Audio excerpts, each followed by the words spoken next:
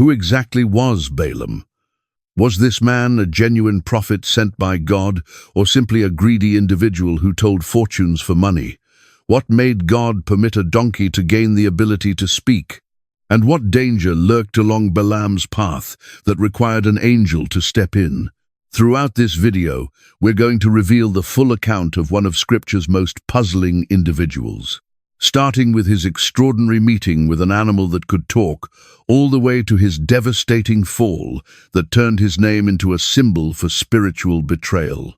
We'll dive into the historical background, examine the theological significance, and explore why this story from ancient times carries crucial warnings for people of faith in our day. Before we dive in, though, if this channel is new to you, think about hitting that like button and subscribing in case you haven't done so yet. That really helps us out. Plus, share with us your location and the current time where you are. We're creating a worldwide community right here. So, with that said, let's get started, shall we? The mystery surrounding Balaam. Imagine this picture. An old, dusty path curves through hills from long ago. The sun hammers down without mercy. A man sits perched on top of his donkey, making his way toward what he thinks is his destiny. Then, the impossible takes place. The donkey halts, refusing to take another step. The man beats the creature over and over until the donkey turns its head around and begins to speak. "Why are you beating me?" The donkey inquires as casually as day follows night. The man responds. He gets into an argument with his donkey as though this kind of conversation is an everyday occurrence. Two creatures engaged in discussion on an isolated road thousands upon thousands of years in the past. This single moment would resonate throughout centuries of human history and storytelling. The man's name was Balaam, the son of Beor, a prophet whose account resists easy categorization. Some label him a champion. Others mark him down as a villain. The actual truth exists somewhere in between these two poles, shrouded in mystery and seeming contradiction. Balaam had conversations with God, and yet he also engaged in divination practices. He blessed Israel using magnificent language, and yet he potentially played a role in their destruction. He journeyed toward wealth and recognition, and yet he encountered an angel holding a sword on that very same road. His account starts in the ancient Near East, a place where kingdoms appeared and disappeared, like winds sweeping across the desert, where God communicated through visions and signs, where a single declaration from the proper prophet could bring down entire armies or establish kings. Balaam existed in this reality of heavenly voices and worldly authority. The account reaches us by way of ancient Hebrew writings, penned by individuals who simultaneously respected and feared this unusual prophet. They held on to memories of his words of blessing. They also kept memories of how his life ended. Both of these memories influenced the way they passed down his account. What makes Balaam so captivating extends beyond just the talking donkey, although that particular scene definitely grabs our attention. More than virtually any other figure in Scripture, Balaam lives in the gray areas between absolutes, between prophet and magician, between blessing and cursing, between faithfulness and treachery. He clearly possessed authentic prophetic gifts. This appears evident from the historical record. When he made pronouncements, his words held significance that stretched across multiple generations. Kings actively pursued his abilities. Entire nations shook at his declarations. Yet something about this man remained unsettling, unreliable. Writers from ancient times found it difficult to put him into a category. Was he a legitimate prophet of the Most High, or merely a talented fortune-teller who sometimes happened upon divine truth by accident? The writings themselves appear uncertain. They celebrate his prophetic utterances while simultaneously doubting his motivations. This ambiguity creates a portion of Balaam's lasting fascination.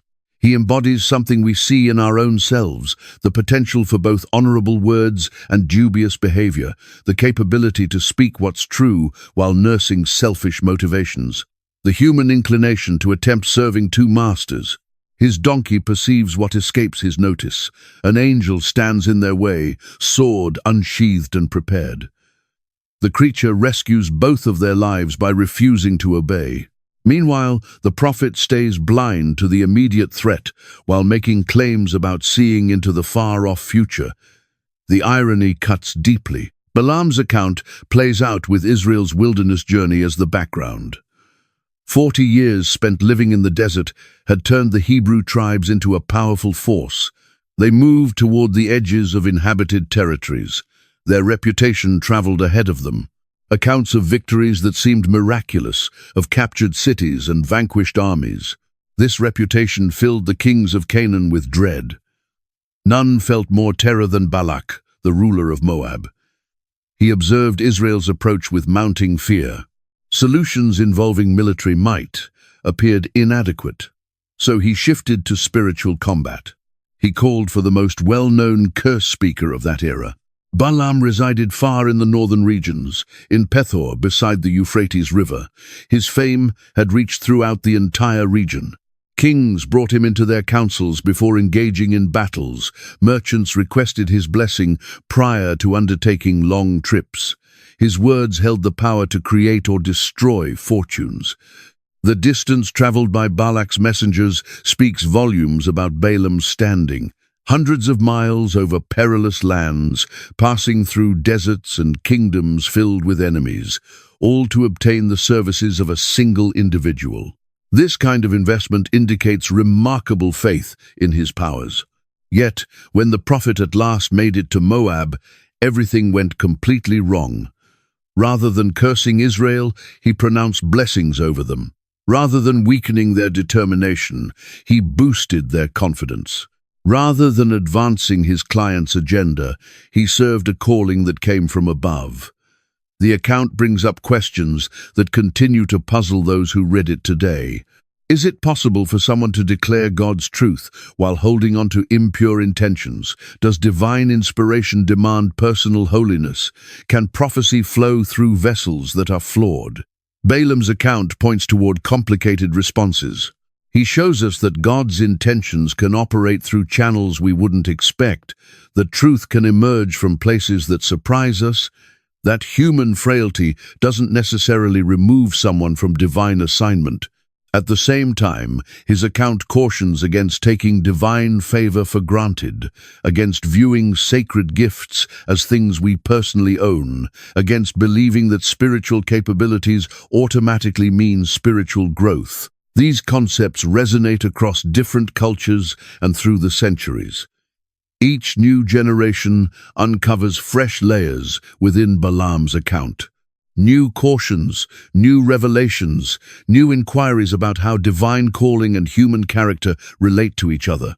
The talking donkey stays the most unforgettable element, yet it functions as more than simple entertainment.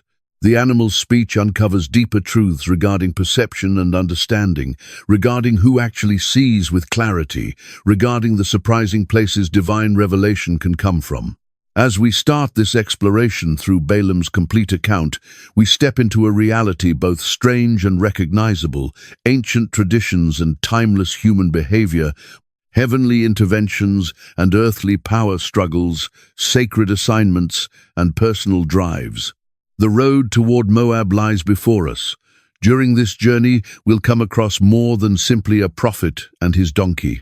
We'll uncover questions regarding our own selves, regarding power and prophecy, regarding the intricate interaction between the heavens and the earth. Moab, standing on the edge. The years spent wandering had transformed Israel from escaping slaves into a conquering power. 4 decades of divine care had cultivated confidence among their people. Manna dropped each morning without fail, water poured out from solid rock. Their garments never deteriorated, their footwear never required replacing. They advanced like a slow-burning flame across the land, never rushing, yet unstoppable. Each temporary settlement became a city of tents.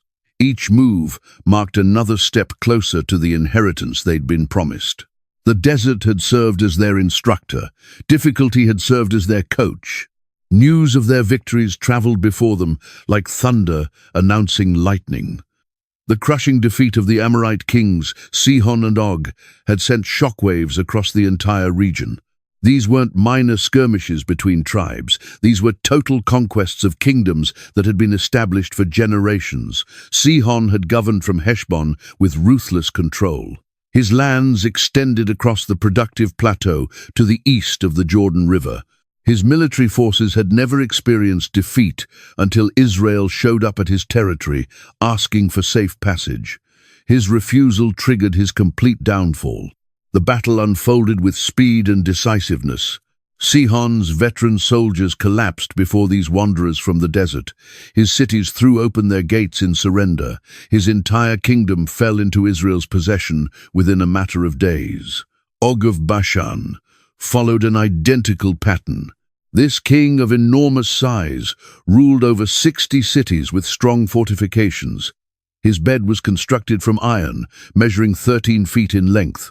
His reputation for physical strength had become legendary.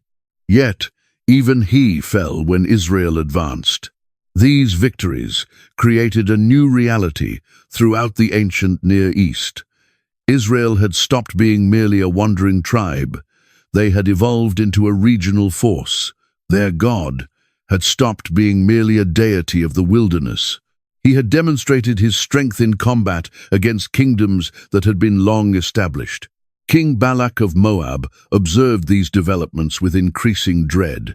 His kingdom sat directly in the path of Israel's advance. The Jordan River created a natural barrier, but rivers can be crossed. Mountains can be scaled, defensive walls can be broken through.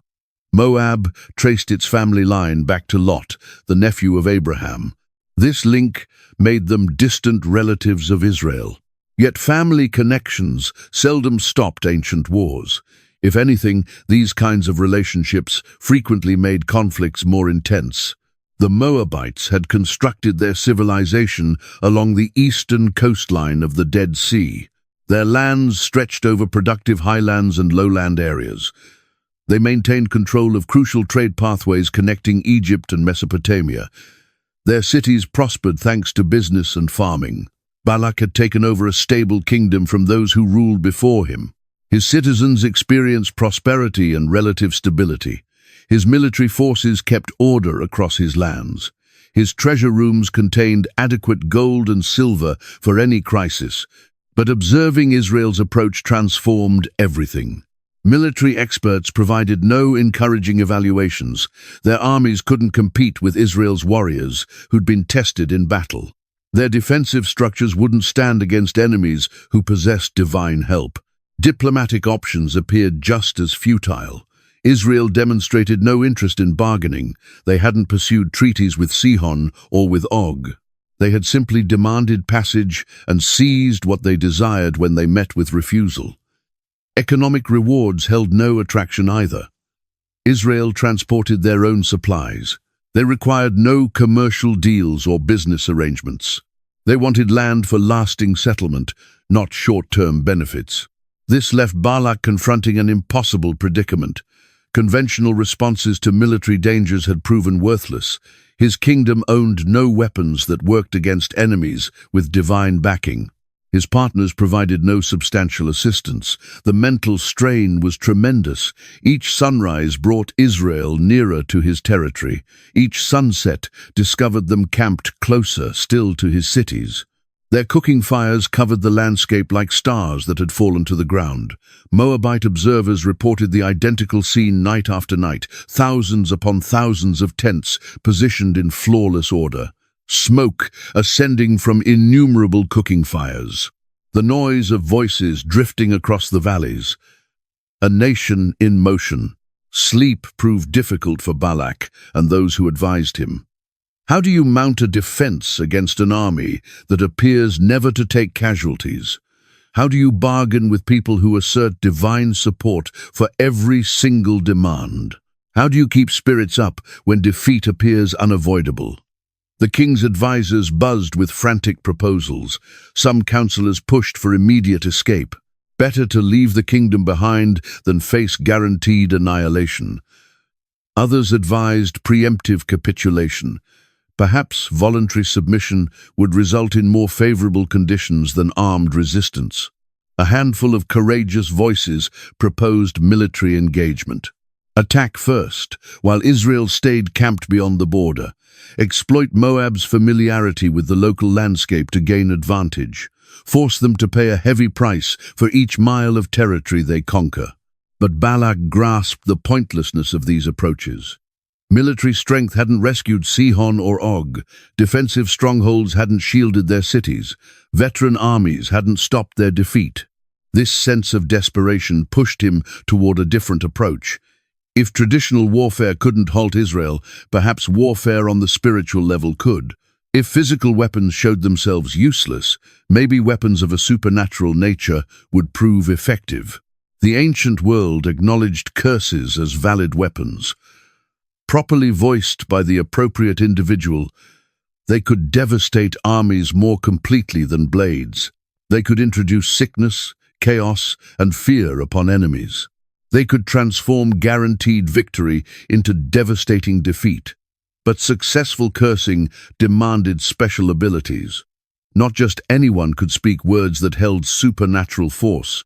The most capable curse speakers had rare combinations of knowledge, power, and connection to the divine.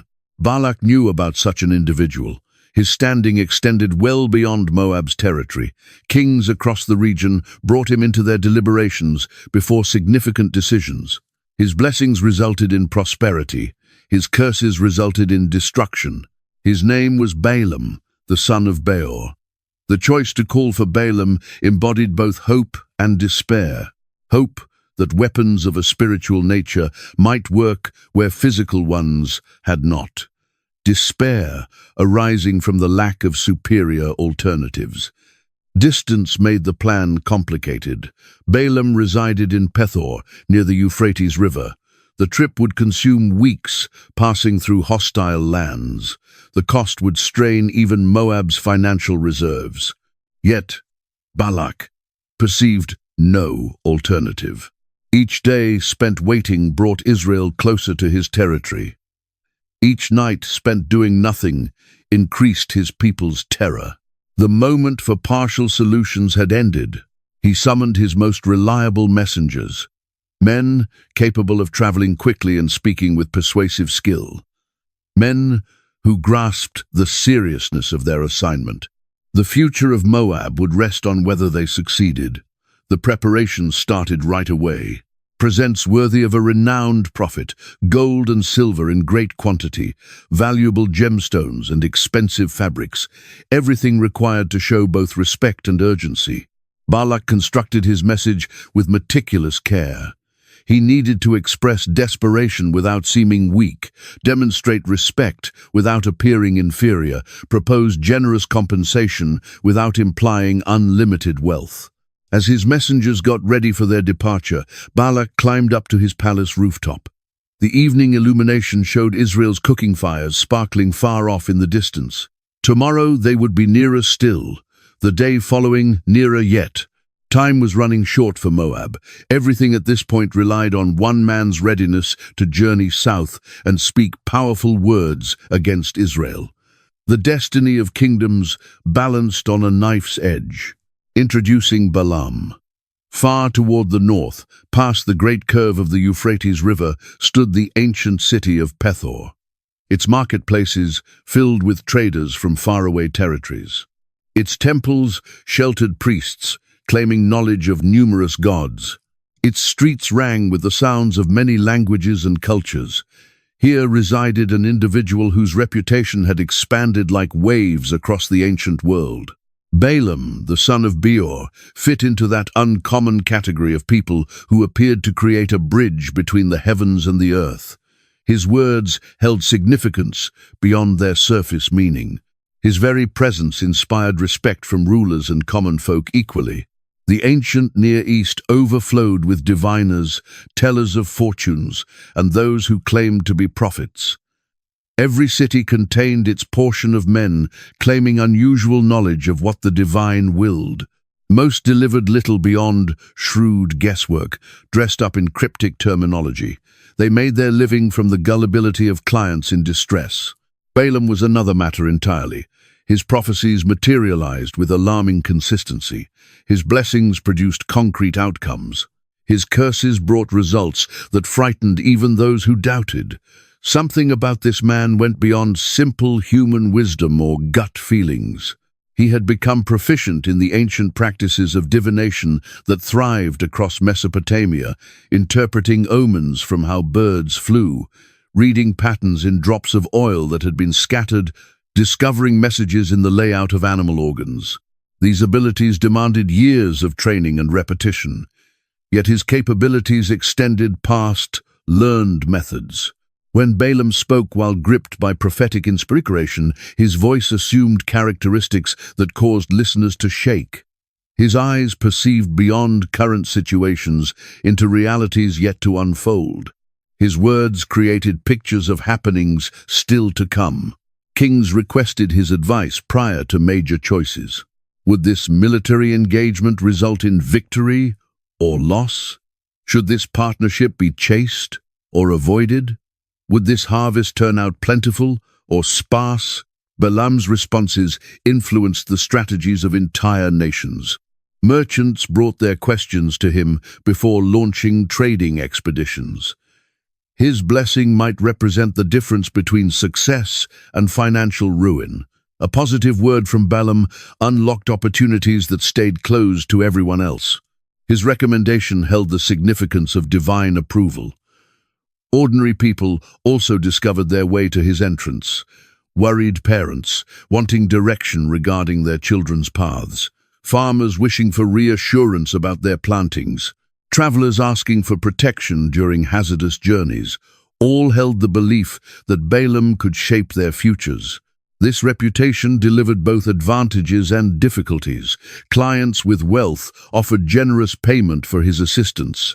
His residence showed his success through quality furnishings and costly decorations. Servants took care of his everyday requirements. Guards defended his belongings. But fame, likewise, drew unwelcome focus. Competitors circulated gossip about his techniques. Religious leaders questioned whether his credentials were orthodox. Political adversaries hinted his allegiances could be purchased. The higher his standing climbed, the more targets showed up on his back. Balaam steered through these obstacles with deliberate diplomacy. He stayed away from taking positions in local political arguments. He declined to curse anyone without receiving divine permission. He kept up relationships with many kingdoms without displaying obvious favoritism.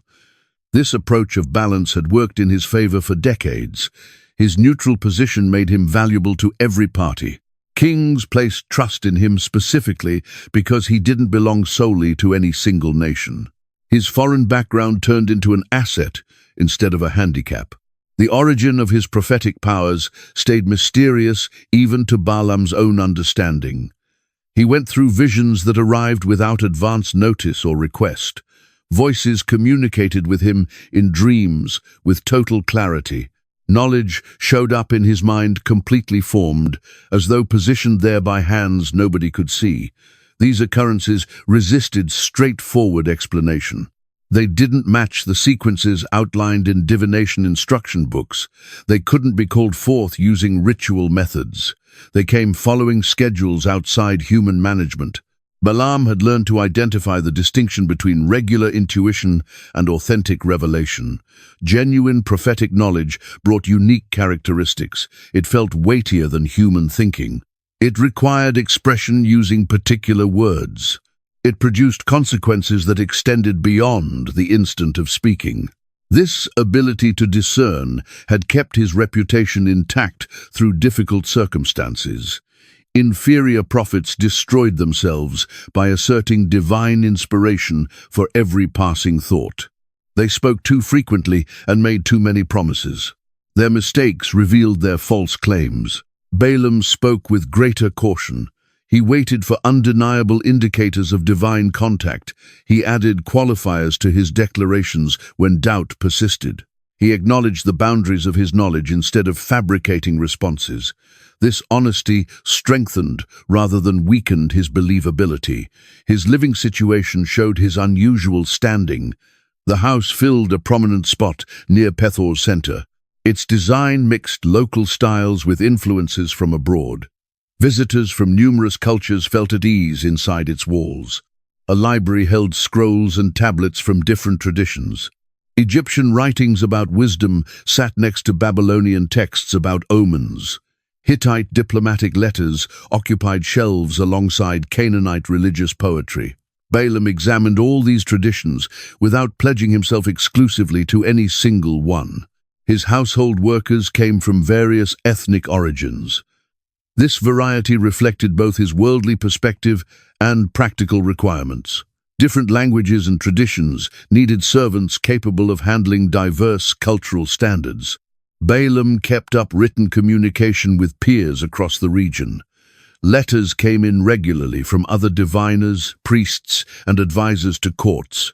These links kept him updated about political changes and religious movements across many kingdoms. Despite his worldwide recognition, Balaam stayed fundamentally isolated. His gifts separated him from regular human connections. People came to him wanting supernatural help instead of simple companionship. They desired his prophetic powers instead of his personal presence. This isolation created a complicated personality, outwardly self-assured and commanding, inwardly unsure and occasionally lonely, able to declare divine truth with total certainty, yet bothered by uncertainties about his own spiritual state. The tension would shortly encounter its most significant challenge. Unknown to Balaam, as he continued his everyday activities, messengers were journeying north carrying a proposal that would test everything he believed he knew about himself and his purpose. The pleasant life he had constructed in Pethor was about to face disruption. The careful equilibrium he had kept between divine work and personal gain was about to face examination. The standing he had built over decades was about to meet its final test. Change moved closer, like storm clouds building on a far horizon. Shortly, those clouds would release winds that would reshape not only Balaam's existence, but the future of nations. The prophet who believed he controlled his own destiny was about to learn the boundaries of human planning. The first summons. The noise of horses approaching shattered the evening silence surrounding Balaam's residence. Dust clouds signaled the messenger's arrival well before their features grew visible. These weren't travelers from nearby. Their animals displayed evidence of hard riding over great distances. Their garments carried the dust of numerous kingdoms. Balaam observed from his window as the group dismounted in his courtyard. 5 men, each carrying themselves with the manner of aristocracy. Their leader moved forward and asked for an audience with the renowned son of Beor. The intensity in his tone indicated matters of serious significance. Within the hour, Balaam sat facing representatives of King Balak of Moab. Their leader, a diplomat with silver hair named Bukir, spoke with deliberate exactness. Every phrase had been practiced during their extended journey north. Israel moves toward our territory like a swarm of locusts, Bukir started. They consume everything along their route. King Sihon's forces collapsed before them like grain before the harvesting blade. Og of Bashan's powerful strongholds fell apart at their advance. The other messengers nodded seriously. Each had observed the consequences of Israel's victories. Cities standing empty, farmlands left behind, refugees pouring east with accounts of warfare involving the supernatural. The extent of destruction went beyond typical military reasoning. "My king presents you with rewards beyond what you can imagine," Bukir went on. "Gold sufficient to overflow your treasury, silver to adorn your residence. Whatever compensation you request shall become yours. Only travel and pronounce curses on these people for our sake." Balaam listened without breaking in. His face showed nothing of his thinking. Years of diplomatic experience had shown him the importance of calculated replies. Quick answers frequently resulted in regrettable outcomes. The proposal was remarkable by any measurement. Balak's messengers had transported examples of the payment they promised. Gold coins stamped with the king's likeness, silver vessels of beautiful workmanship, valuable stones that captured and threw back the light from the lamps. The presentation stood for more wealth than most individuals encountered in an entire lifetime. Yet, something regarding the request disturbed Balaam profoundly. Cursing. Israel felt unlike his typical assignments. Earlier clients had requested his services against conventional adversaries, opposing kingdoms fighting for land or commercial pathways, personal conflicts needing supernatural involvement. This circumstance held different meanings. Israel's recent victories pointed toward divine favor of uncommon strength. Their God had shown power that surpassed anything Balaam had previously witnessed. Confronting such force could produce catastrophic results. "Your king's generosity brings me honor past what I can measure," Balaam answered with care. "Permit me to pursue divine direction through the night. I will provide you with my response when morning comes." The messengers traded looks. They had anticipated immediate acceptance. Not many prophets needed extended deliberation when presented with such generous conditions. Balaam's pause indicated either remarkable wisdom or whirling hesitation. That night, Balaam pursued the divine presence with uncommon focus. He used every method learned across decades of training. Incense burned upon his personal altar. Sacred writings lay opened in front of him. His thoughts cleared themselves of worldly worries. The answer arrived with remarkable clarity. A voice spoke through the darkness of his room, not the faint impression that occasionally directed his statements. This was unambiguous communication that allowed no space for misunderstanding. "Who are these individuals staying with you?" the voice inquired. Balaam described Balak's messengers and their pressing request. He outlined the proposal of wealth and recognition. He referenced the king's terror of Israel's approaching forces. The divine answer came right away, and without qualification. "You will not travel with them. You will not curse these people, for they carry my blessing." The absolute nature of these words settled over Balaam like something heavy. No space for bargaining, no substitute recommendations, no chance of finding middle ground. The issue was resolved before it had truly begun. Morning brightness discovered the messengers anxious for Balaam's answer. They had used the night talking through plans for their journey back. Bukir had already put together the message he would bring to King Balak. Success appeared certain. Balaam's words destroyed their confidence like a hammer hitting glass. "Return to your territory, for the Lord has declined to permit me to travel with you." The plainness of his rejection left them without words. No account of how the decision was reached, no exploration of different strategies, no indication that changed conditions might alter his thinking. Just complete rejection of their carefully prepared proposal. Bukir fought to keep diplomatic control. "Surely the great son of Beor wants time to think about our king's generous proposal. Perhaps we haven't properly communicated His Majesty's profound respect for your powers." But Balaam's expression stayed the same. "I have been given my answer. Nothing you might present would change this decision. Go back to King Balak with my apologies." The messengers left with discouraged hearts and lighter money pouches. Their assignment had completely failed. The wealth they had transported to make an impression on Balaam would go back unused to Moab's treasury. Their king's expectations would be shattered by a straightforward refusal. Throughout their trip south, they argued about what had gone incorrectly. Perhaps they had come to Balaam the wrong way. Maybe their opening proposal had fallen short. Might political factors have shaped his choice? None of their explanations satisfied them fully. Balaam's refusal had appeared absolute instead of negotiable. His attitude indicated divine restraint instead of human reluctance. Something past politics or payment had shaped his answer. Meanwhile, Balaam struggled with his own thinking about the meeting. The divine prohibition had been unmistakable and clear. Yet, a portion of him questioned the opportunity he'd missed. The wealth presented by Balak's messengers might have made his future secure for decades. He had constructed his standing partly on saying yes when other prophets said no. His readiness to journey great distances for significant clients had set him apart from rivals. This refusal represented a shift from his typical business approach. Yet the voice he had heard allowed no space for uncertainty. This wasn't an issue for human math or bargaining. The choice had been made at levels well above his power. His part was simply to follow rather than comprehend. The meaning troubled him more than he confessed to himself. If Israel held such divine protection that even speaking curses against them was prohibited, what did this indicate about what lay ahead for them? How far would their conquests reach? Which kingdoms would collapse next? These questions would occupy Balaam's thoughts in the days to come.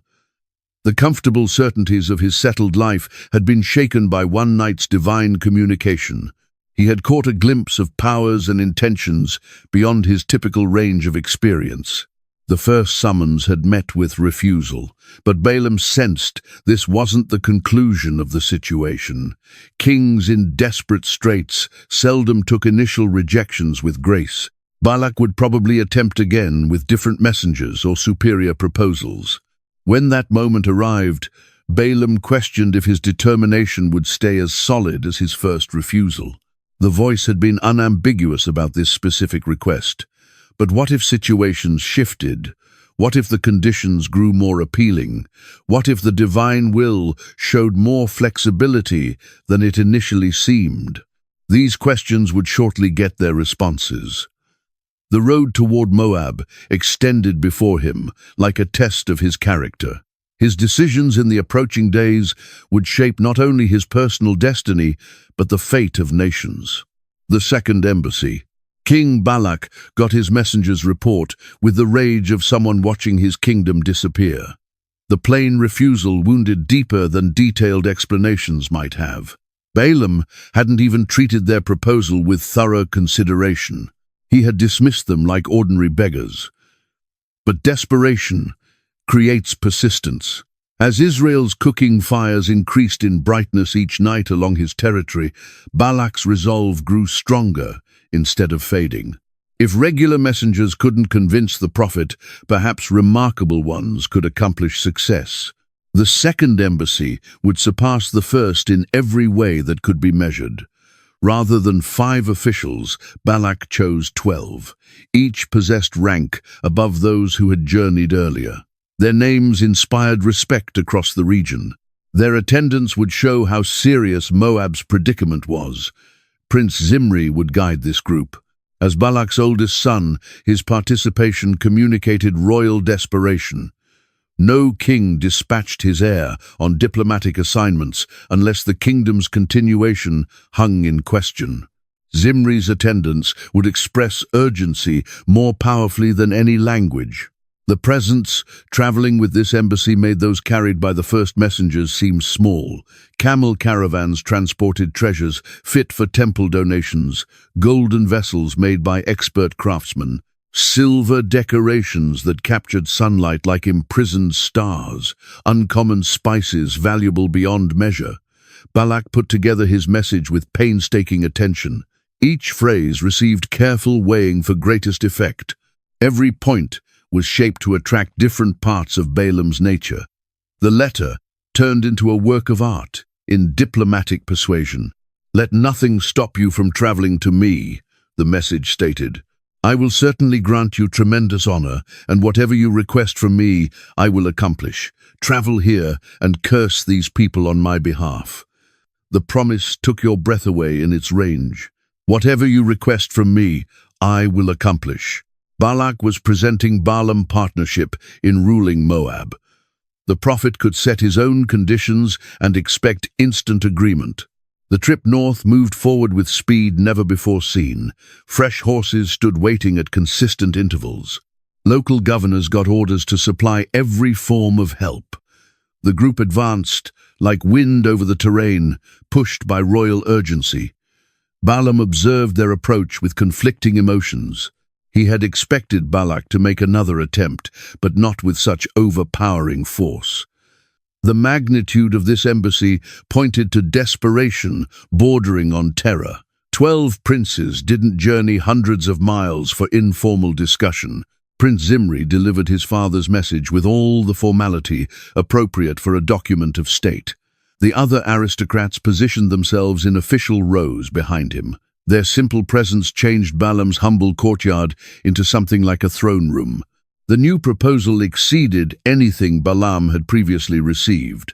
Not simply wealth, but authority in politics. Not simply compensation for work, but partnership in governance. Balak was essentially presenting him joint rulership of Moab. Even if Balak were to offer me his residence filled with silver and gold, Balaam responded deliberately, I cannot go past the word of the Lord my God to do anything less or more. The words held dignity and acknowledgement toward his visitors. Yet they also held seeds of compromise that hadn't shown up in his first refusal. He was clarifying his boundaries instead of simply turning down their proposal. More tellingly, he kept speaking. Now therefore, please stay here through the night as well, so I may learn what additional things the Lord will communicate to me. This recommendation energized the group. Stay here through the night. What additional things the Lord will communicate? Balaam was leaving the door open for additional divine contact. Perhaps the first refusal hadn't been as final as it appeared. Prince Zimri's eyes grew brighter with fresh hope. His father's approach appeared to be succeeding. The improved embassy and enhanced proposal had accomplished what the first assignment couldn't. They had earned genuine reconsideration. That night, Balaam once more pursued divine direction, but his method differed in subtle ways from his first inquiry. Earlier, he had simply reported Balak's request and waited for an answer. Now he appeared to be wanting confirmation of what he wished to hear. The divine voice arrived once more, but with disturbing lack of clarity. If the men arrive to summon you, get up and travel with them, but only the message which I communicate to you that you will deliver. Balaam considered these words through the remaining hours of darkness. The permission appeared to have conditions if the men arrived to summon you, but they were already present. They had already summoned him. What extra summoning did the divine voice need? Perhaps the condition pointed to their official invitation come morning. Maybe he needed to wait for their proper summons prior to leaving. The wording hinted at procedural needs that hadn't been completely satisfied. Morning brought eager expressions to his entrance. Prince Zimri and his associates had hardly slept. They stood ready to leave right away with their important guest. Victory appeared within their reach. The Lord has granted permission for me to travel with you, Balaam declared. But grasp that I can only declare the words he provides me to speak. The qualification hardly registered with his visitors. Permission to travel was everything they had wished to accomplish. They would handle limitations on his speech after reaching Moab. The significant thing was obtaining his attendance. Arrangements for leaving started right away. Balaam's servants collected his traveling belongings. His donkey received its saddle for the extended trip south. The caravan assembled with the prophet positioned among the Moabite aristocrats. Yet something felt incorrect about the entire situation. The divine permission had been given, but without enthusiasm. The conditions attached to it hinted at reluctance instead of support. Balaam perceived divine displeasure hanging over their departure.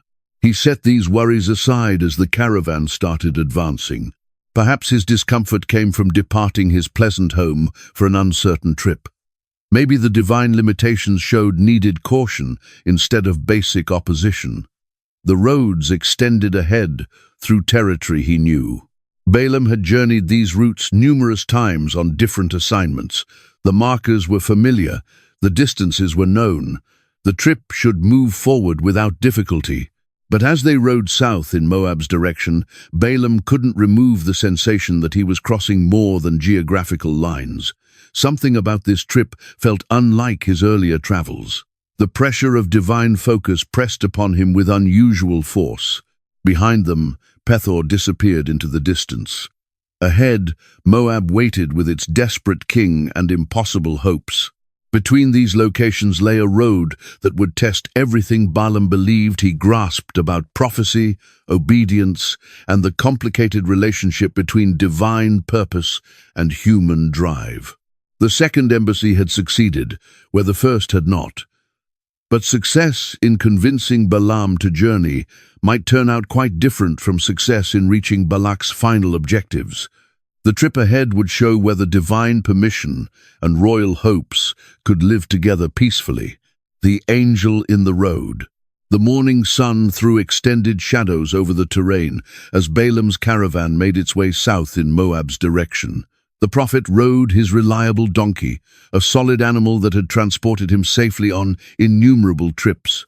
Behind him, Prince Zimri and the Moabite aristocrats kept up an atmosphere of silent celebration. Their assignment had succeeded past expectations. The renowned son of Beor rode in their company, devoted to their purpose. Soon, King Balak would possess his supernatural weapon directed at Israel. The power balance in the region was on the verge of shifting dramatically. Balaam's thinking drifted as his donkey selected its route along the familiar pathway. The divine permission continued to puzzle him. Why had the Lord reversed his decision about the trip? The first prohibition had appeared absolute, yet somehow the enhanced embassy had unlocked a door that earlier stayed secured. Perhaps the answer lay in grasping divine priorities. The first refusal had been categorical because the first request was unsuitable. But when presented correctly with sufficient respect and payment, even God might reconsider. This understanding satisfied Balaam's sense of both divine fairness and personal value. The road ahead extended through a tight valley between hills of limestone. Vineyards blanketed the slopes on either side, their vines loaded with grapes approaching ripeness. Stone barriers edged the pathway, indicating property lines that had existed for generations. Balaam's donkey had passed through this route numerous times without trouble. The creature knew every curve and incline by heart. Its steady pace showed total familiarity with the land. This was the safest and most direct route to where they were going. Then, with no warning, the donkey halted. Its ears stood up sharply, hearing something past human awareness. Its eyes locked on the road ahead with a focus that made its muscles shake. Every part of its body expressed alarm. Balaam sensed the creature's tension through the reins. He looked forward but observed nothing out of the ordinary. The pathway stayed clear and welcoming. No thieves hid behind the stone barriers. No dangerous animals blocked their advance. Yet, his donkey would not move ahead. "Come on, you stubborn creature," Balaam muttered, pressing his heels into the animal's sides. But the donkey stayed motionless, as though held to the ground by chains nobody could see. Becoming impatient, Balaam struck the donkey using his walking stick. The blow accomplished nothing other than making the animal's shaking more noticeable. Whatever it detected ahead inspired more respect than physical punishment. Behind them, the Moabite aristocrats observed with increasing worry. Delays might turn costly if Israel kept advancing toward Moab's territory. Every hour held significance in their competition against time. A stubborn donkey posed a threat to derail their thoughtfully planned assignment. "Perhaps we should locate a different animal for the prophet," one of Zimri's advisors proposed. "This creature appears unsuited for such a significant trip." But Balaam understood his donkey's nature. The creature had never let him down in decades of journeying.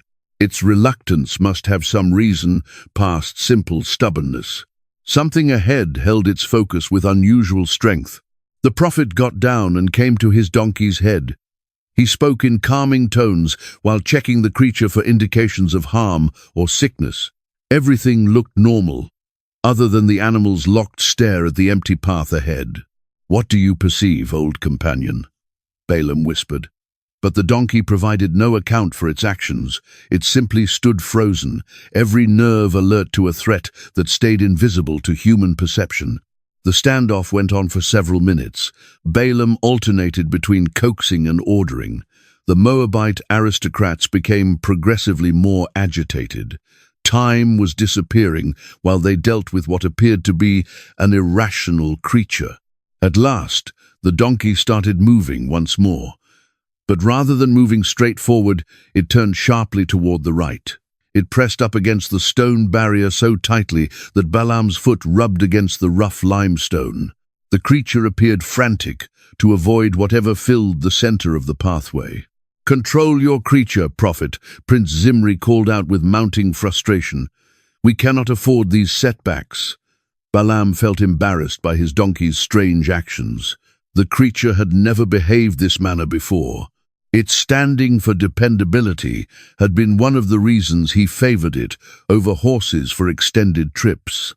Now, it was causing him to appear foolish before significant clients.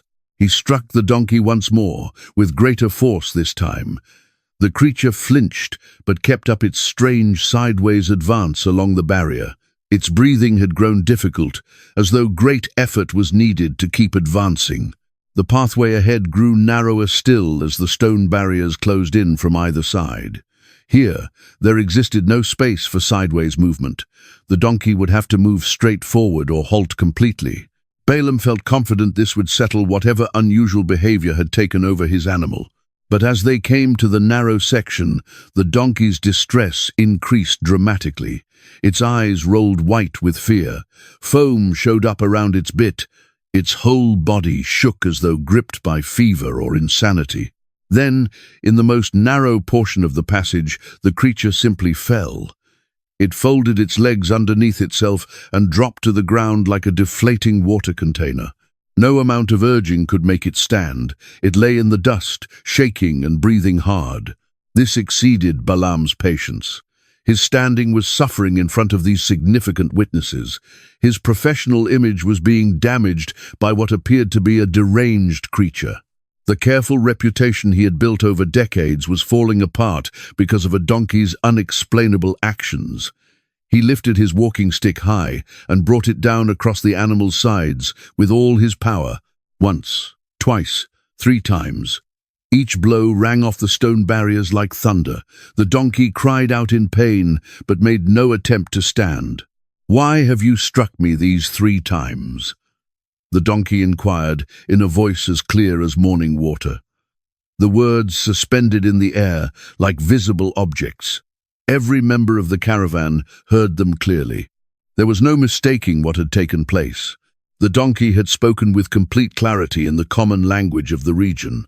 Balaam stared at his creature in total shock. His walking stick hung loosely in his hand. His mouth opened and shut without making sound. The world had suddenly turned into a place where donkeys held conversations with their owners. Yet somehow the impossibility of the circumstances didn't stop him from replying. "Because you have made a fool of me," he responded as naturally as though such conversations occurred daily. "If I possessed a sword in my hand, I would end your life at this moment. Am I not your donkey on which you have ridden throughout your life until this day?" the creature went on. "Have I ever been in the practice of doing this to you?" The question hit Balaam with unexpected strength. His donkey was completely correct. Throughout all their years together, the creature had never acted without reason. It had transported him safely through storms, thieves, and enemy lands. Its dependability had been past question until this moment. "No," Balaam confessed reluctantly.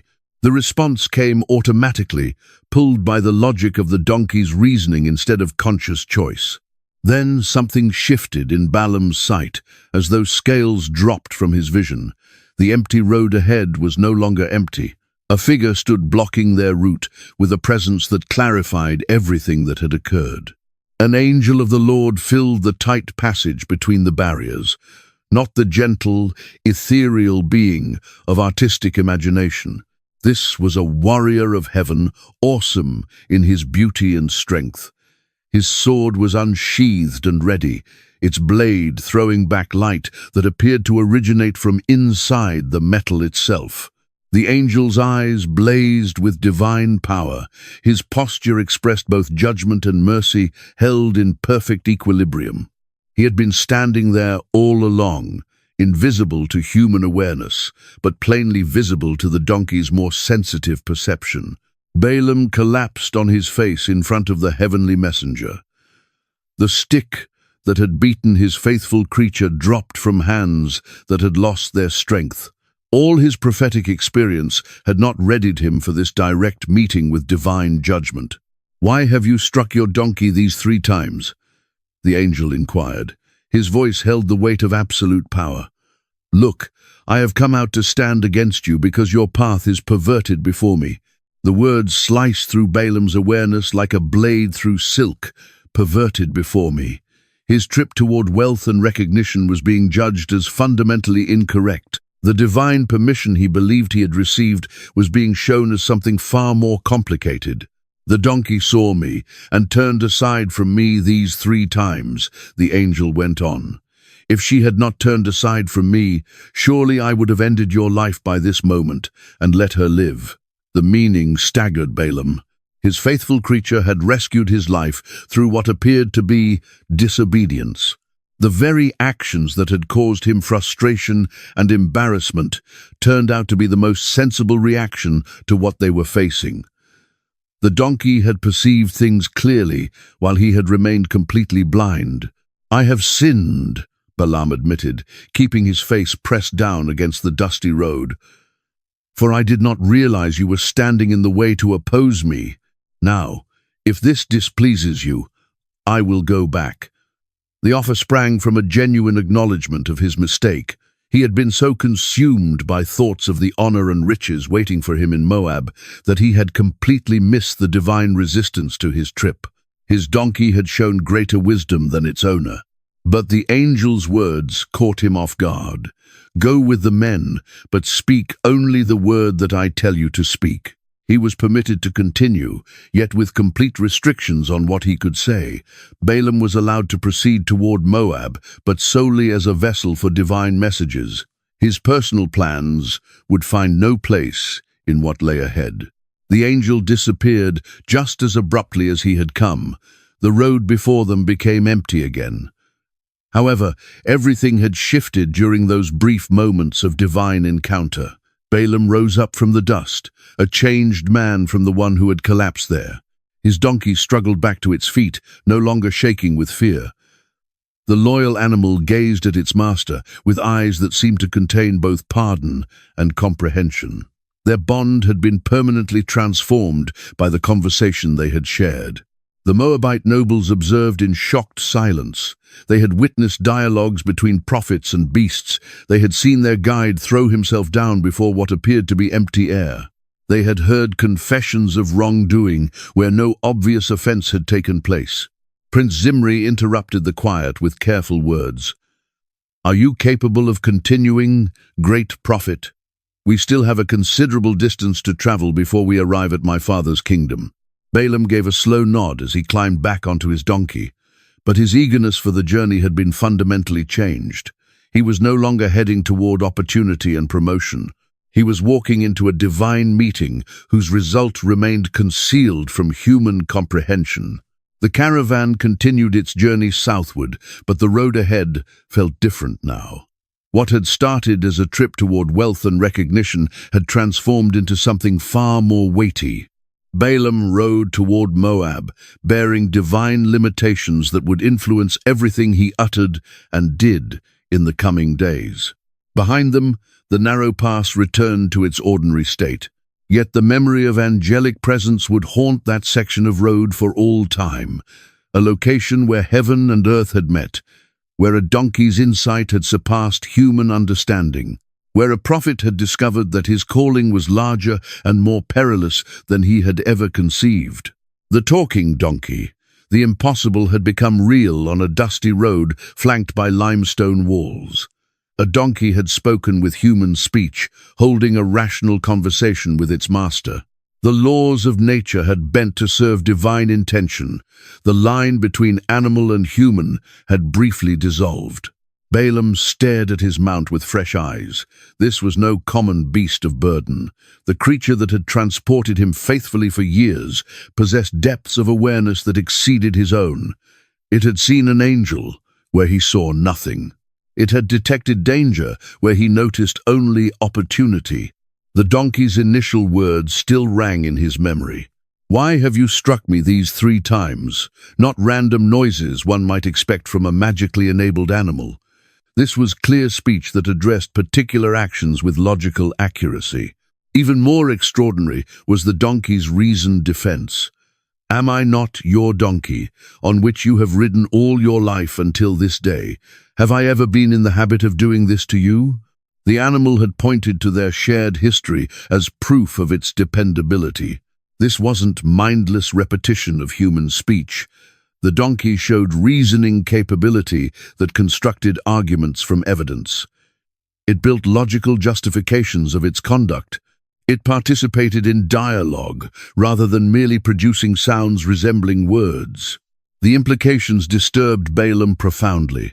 If donkeys could think and speak when divine power enabled them, what did this reveal about the nature of consciousness itself? Were animals simply voiceless versions of rational creatures? Did they possess thoughts and emotions that ordinarily remained hidden from human awareness? His relationship with this specific animal had spanned many years. They had journeyed countless miles together. The donkey had never protested about heavy burdens or challenging terrain. It had tolerated his occasional impatience without visible resentment. Now Balaam wondered what thoughts had occupied the animal's mind during all those silent trips. Had it formed views about their destinations? Did it have preferences regarding routes or resting spots? Had it been a thinking companion all along, imprisoned in a body that couldn't voice its thoughts? The donkey's conduct that morning suddenly became perfectly understandable.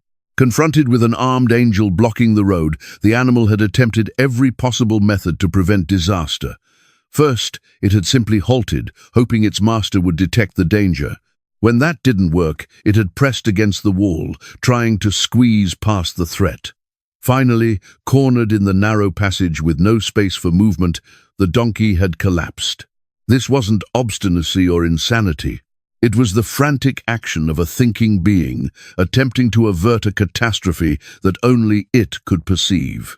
Balaam felt ashamed of his violent reaction to the animal's warnings. He had beaten his faithful companion for attempting to preserve both their lives. His ignorance had caused him to punish wisdom while embracing foolishness. The donkey's physical appearance hadn't changed. Same brown coat marked with familiar scars. Same patient eyes that had observed countless dawns on distant roads. Same steady gait that consumed miles without complaint. Yet everything about their relationship had been transformed. How do you interact with an animal that has addressed you with human voice? Do you continue issuing commands as before? Can you preserve the master-servant relationship when the servant has shown superior perception? These questions had no precedent in Balaam's experience. The Moabite nobles riding behind them appeared equally confused. Their understanding of the world had been demolished in mere moments. They had journeyed north seeking a prophet with supernatural powers. Now they were returning with a man whose donkey possessed gifts exceeding his own. Prince Zimri struggled to keep his diplomatic composure. The success of their mission now seemed doubtful. How could they present this development to King Balak? Would their ruler believe that his costly prophet received direction from his own mount? Yet they had all heard the conversation clearly. No tricks or illusions could explain what they had witnessed. The donkey had spoken with perfect clarity in their shared language. Its words had been rational and fitting to the circumstances. The animal's speech had also exposed character qualities previously concealed from view. Loyalty, despite years of demanding service. Patience, despite occasional harsh treatment. Wisdom that recognized spiritual realities beyond physical appearances. These qualities forced Balaam to reconsider his comprehension of the creatures surrounding him. Were all animals merely awaiting divine permission to share their thoughts? Did creation contain depths of consciousness that humans had never imagined? The theological implications were overwhelming. If God could grant speech to a donkey, what other miraculous interventions might be conceivable? Could stones cry out if required? Could trees testify to human deeds? Could the entire creation join in divine communication when circumstances demanded? Balaam's prophetic experience had prepared him for many unusual phenomena. He had received visions that went beyond normal perception. He had heard voices that conveyed divine truth directly to his consciousness. He had witnessed supernatural events that validated his calling. But nothing in his background had suggested that animals could become full participants in divine dialogue. This broadened his understanding of how heaven interacted with earth. The boundaries he had assumed were fixed proved more flexible than he had imagined. The donkey continued carrying him toward Moab with the same steady pace as always. But now Balaam listened for indications of further communication. Would the animal speak again? Did it have thoughts about their destination? Was it aware of the political implications of their journey? These questions remained unanswered as the miles passed beneath them. The donkey had returned to normal animal conduct after its moment of miraculous speech. Perhaps divine permission for such communication was granted only when absolutely necessary. Still, Balaam found himself treating his mount with new respect. He spoke more gently when giving directions. He ensured the animal received adequate water and rest. He acknowledged that he traveled with a companion rather than merely riding a tool. The memory of their conversation would haunt him for the remainder of his life. In moments of doubt or confusion, he would remember that even donkeys could speak divine truth when circumstances required. The humbling experience had taught him that wisdom could emerge from the most unexpected sources. As they approached the borders of Moab, Balaam realized that everything about his mission had changed. He was no longer simply a prophet traveling to serve a wealthy client. He had become part of a divine drama whose scope exceeded his comprehension. The talking donkey had been more than a miraculous event. It had been a sign pointing toward greater revelations ahead. If God could use animals to speak truth, what other surprises awaited them in the days to come? The road stretched ahead through familiar territory. But Balaam rode it now, with the knowledge that the ordinary world contained extraordinary possibilities. His donkey had taught him that divine communication could break through any barrier when the need was great enough. Soon, they would reach King Balak's court. The desperate monarch would expect supernatural assistance against Israel. But Balaam now understood that his words would be controlled by the same divine power that had given voice to his faithful mount.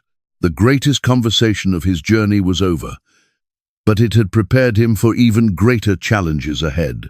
The prophet who had learned from his donkey was about to discover what it truly meant to speak only the words that God provided. Arriving in Moab. The towers of Moab rose from the landscape like prayers carved in stone. King Balak's capital commanded the heights above the Arnon River, its walls reflecting the afternoon sun with promises of safety and power. For generations, these fortifications had protected the heart of Moabite civilization from hostile armies and desert raiders. Balaam's caravan approached the city gates as evening shadows began stretching across the valley. Guards recognized Prince Zimri's banners and opened the massive doors without hesitation. Word of their arrival spread through the streets like ripples across still water. Inside the walls, the city hummed with anticipation. Citizens lined the roadways to catch glimpses of the famous prophet from the north. Children climbed onto rooftops for better views. Merchants abandoned their stalls to witness this historic arrival. The fame of Balaam, son of Beor, had preceded him into Moab. Stories of his supernatural abilities had grown with each retelling. Some claimed he could command the weather itself. Others insisted his blessings could make barren fields bloom with grain. But the prophet riding through their streets seemed surprisingly ordinary. He sat his donkey with quiet dignity, acknowledging the crowd's attention without arrogance. His clothing spoke of prosperity, but not ostentation. His manner suggested competence rather than theatricality. King Balak waited in his palace courtyard, surrounded by the full splendor of his court. Golden ornaments caught torchlight and threw dancing patterns across marble walls. Incense burned in bronze braziers, filling the air with exotic fragrances. Musicians played soft melodies that whispered of ancient victories. The monarch had dressed for this occasion in his finest robes. Purple silk from distant lands draped his shoulders, jeweled rings adorned his fingers. A crown of beaten gold proclaimed his authority to all who entered his presence. Yet beneath this magnificent display lay barely controlled desperation. Israel's campfires dotted the eastern horizon like earthbound stars. Each night they appeared closer to Moab's borders. Each dawn brought fresh reports of their relentless advance. Balaam dismounted before the palace steps with careful ceremony. His donkey stood patiently as servants took the reins. The same animal that had spoken divine warnings now appeared to be nothing more than a tired beast, awaiting rest and fodder. "So you have come at last," Balak exclaimed, rising from his throne to greet his guest. "Did I not earnestly send to you? Why did you not come to me? Am I not able to honor you?" The questions carried undertones of relief mixed with reproach, relief that the famous prophet had finally arrived, reproach that his initial refusal had caused precious days of delay. Balaam bowed respectfully before responding, "Look, I have come to you. Now, have I any power at all to say anything? The word that God puts in my mouth, that I must speak." His answer carried both humility and warning. He had come as requested, but under divine constraints that might not align with royal expectations. The king, who thought he was hiring a supernatural weapon, might discover he had invited an independent voice. The subtle tension in Balaam's words escaped Balak's immediate attention. The desperate monarch focused only on the prophet's presence in his court. After weeks of anxiety, his spiritual solution had finally arrived. "You honor my kingdom with your presence," Balak replied formally. "Tomorrow we will begin the work that brought you here. Tonight, feast with me as my honored guest." The royal banquet that followed reflected Moab's wealth and sophistication. Tables groaned under the weight of delicacies from across the known world. Wine flowed from amphoras, bearing seals of distant vineyards. Entertainment worthy of the greatest kingdoms delighted the assembled nobles. Yet Balaam ate sparingly and drank little. The memory of his roadside encounter with the angel remained fresh in his consciousness. Divine restrictions governed not only his speech, but his entire mission. Celebration seemed premature when the outcome remained uncertain. Balak used the dinner conversation to paint detailed pictures of Israel's threat to regional stability. He described their supernatural victories over established kingdoms. He emphasized the terror their approach had brought to peaceful populations. "They cover the face of the earth," he declared dramatically. "No army can stand against them. No city walls can contain them. They devour everything in their path, like locusts in harvest time." The other nobles nodded agreement, sharing their own observations of Israel's military prowess. Some had witnessed the aftermath of battles against Sihon and Og. Others had spoken with refugees who described scenes of total conquest. Balaam listened without comment to these accounts. He already understood Israel's strength came from divine backing rather than military superiority. Challenging such power would require more than human curses, no matter how skillfully crafted. As the evening progressed, Balak's expectations became increasingly explicit. He envisioned public ceremonies where Balaam would pronounce devastating curses upon Israel. He imagined their army collapsing in confusion and terror. He pictured himself as the king who had saved the region from Hebrew conquest. "Your reputation for effective cursing precedes you," Balak said meaningfully. "Kings throughout the land speak of enemies who withered before your words. Surely Israel will prove no more resistant than others who have faced your power." The flattery rang hollow in Balaam's ears. He had indeed spoken effective curses in the past, but always with divine authorization. This situation felt fundamentally different. The same God who had blessed Israel was now controlling his own speech. "I can promise only that I will speak the words given to me," Balaam replied carefully.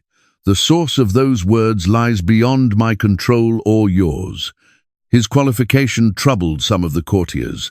They had expected confident assurances of victory. Instead, they heard cautious warnings about limitations and constraints. This didn't match their image of a prophet for hire. But Balak remained optimistic about the outcome. He had invested too much in this solution to entertain doubts. Tomorrow would bring the cursing ceremonies that would save his kingdom. Tonight was for celebration and final preparations. As the feast wound down, servants escorted Balaam to luxurious guest quarters. Silk hangings adorned the walls. Comfortable furniture invited rest after his long journey. Oil lamps cast warm light that promised peaceful sleep. Yet sleep eluded the prophet as he contemplated the morning ahead. He understood his role in the coming drama, but not its ultimate outcome. Divine purposes remained hidden behind clouds of uncertainty. Outside his window, Moab's capital settled into nighttime quiet. Guards walked their appointed rounds along the walls. Citizens retired to their homes, secure in their belief that salvation had arrived in the form of a northern prophet. But Balaam knew the situation was far more complex than anyone imagined. He had come to Moab carrying divine restrictions that might shatter royal expectations.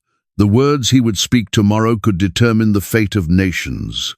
The comfortable bed and luxurious surroundings couldn't ease his troubled thoughts. Somewhere beyond the eastern walls, Israel continued their relentless approach.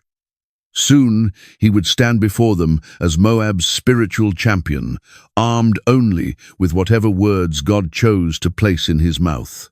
The reunion with his donkey would have to wait until morning, but the animal's wisdom continued echoing in his consciousness.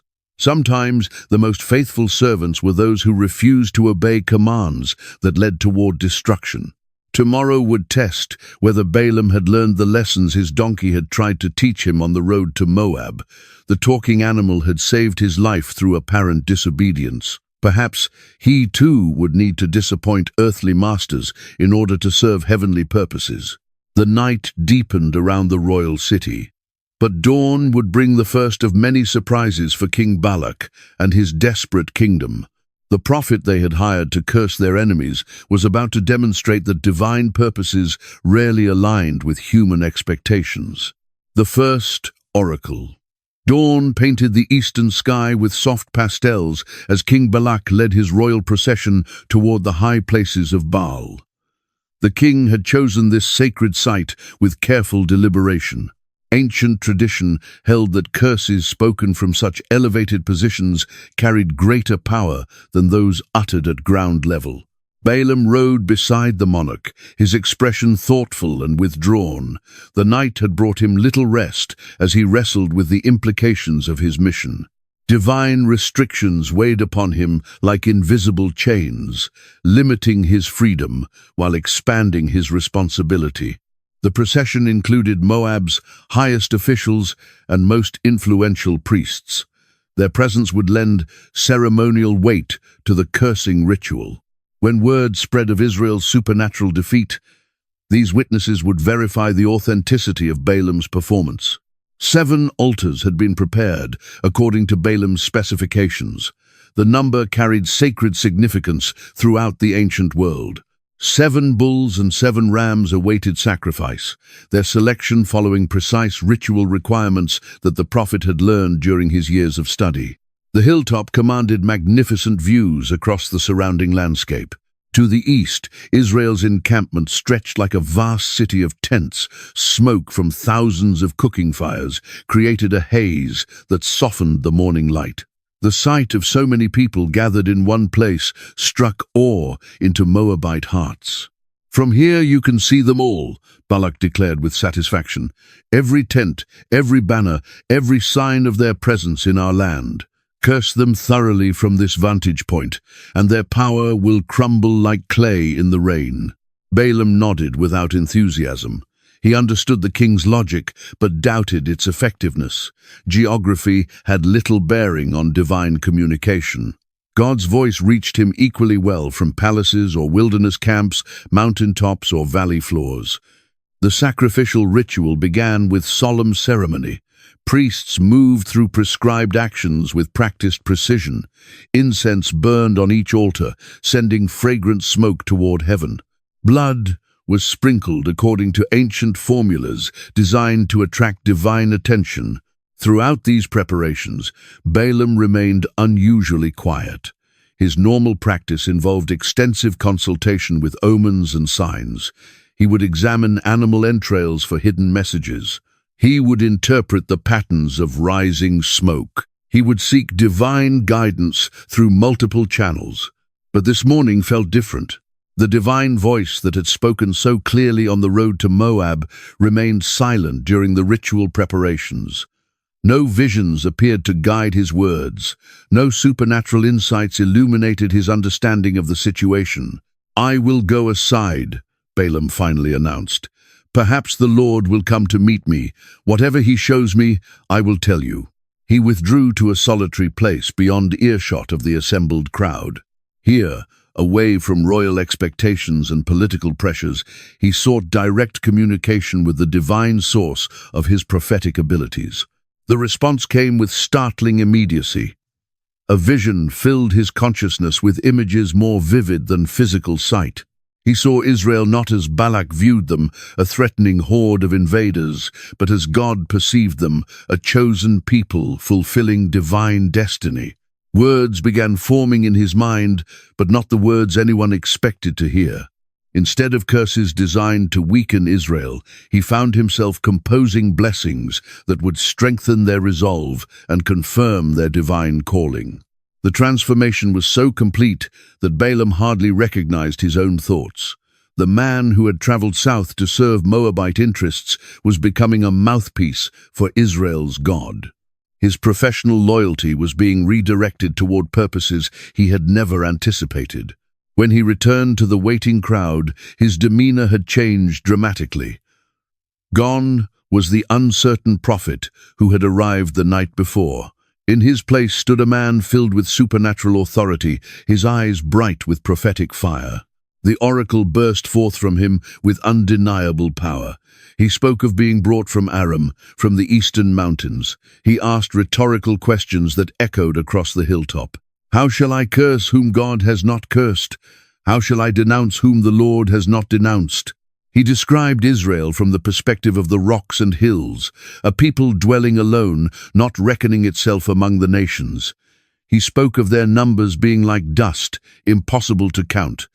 He expressed a personal desire to die the death of the righteous, to share their end. The silence that followed his oracle was deafening. Every person on that hilltop understood that something extraordinary had occurred. The prophet hired to curse Israel had instead pronounced some of the most beautiful blessings in ancient literature. King Balak's face cycled through multiple emotions. Confusion gave way to anger. Anger yielded to desperation. Desperation collapsed into something approaching panic. Everything he had planned was unraveling before his eyes. "What have you done to me?" he demanded, his voice thick with accusation. "I brought you to curse my enemies, and you have blessed them instead." Balaam met the king's fury with calm authority. The divine inspiration that had filled him with Israel's blessings now sustained him against human wrath. He felt no obligation to apologize for speaking truth. "Must I not take heed to speak what the Lord has put in my mouth?" he replied simply. The answer contained both explanation and warning. Balaam was acknowledging divine control over his speech while reminding Balak that fighting God's will was futile. The assembled nobles shifted uncomfortably as tension crackled between prophet and king. Their carefully planned solution to the Israel problem had not merely failed, it had backfired spectacularly. They now had public testimony to Israel's divine favor from their own hired expert. Some began whispering among themselves about alternative strategies. Perhaps military solutions deserved reconsideration. Maybe diplomatic approaches could succeed where spiritual ones had failed. The prophet's blessing of Israel had eliminated their most promising option. But Balak wasn't ready to accept defeat. Desperation bred stubborn persistence in his character. If one cursing ceremony had failed, perhaps another would succeed. Different location, modified approach, enhanced ritual. Something might break through Balaam's apparent inability to curse Israel. The morning sun climbed higher as the first oracle concluded. The 7 altars continued burning, their smoke rising like prayers toward heaven. But the prayers were no longer Moabite petitions for victory. They had become involuntary offerings accompanying Israel's blessing. Balaam stood quietly among the disappointed officials, his prophetic duty fulfilled for the moment. He had spoken the words given to him regardless of their impact on his reputation or future prospects. The divine commission had overruled all human considerations. The road back to the capital stretched before them, but Balak showed no signs of dismissing his prophet. The king's mind was already working on modifications to his strategy. If Balaam couldn't curse Israel from this location, perhaps another site would prove more conducive to the desired outcome. Hope died hard in desperate hearts. The first oracle had ended, but the drama was far from finished. 3 more encounters awaited these 2 men, each building toward a climax that would surprise everyone involved. The prophet who had blessed Israel once was destined to do so again with even greater power and clarity. As they descended from the high place of Baal, none of them realized they had witnessed the opening movement of a divine symphony. The music was just beginning, and its themes would echo through centuries of human history. The second attempt.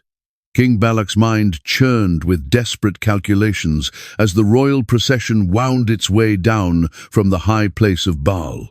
The first cursing ceremony had failed completely, but failure only strengthened his resolve. Israel continued their relentless approach toward his borders. Each passing hour brought them closer to Moabite territory. The king convinced himself that location had determined the morning's outcome. Perhaps the high place of Baal carried associations that worked against his purposes. Different sacred sites might prove more conducive to effective cursing. Geography could be the key to success. "Come with me to another place," he said to Balaam as they reached level ground. "From there you may see them, though you shall see only the nearest of them and not see them all. Curse them for me from there." The logic seemed sound to Balak's anxious thinking.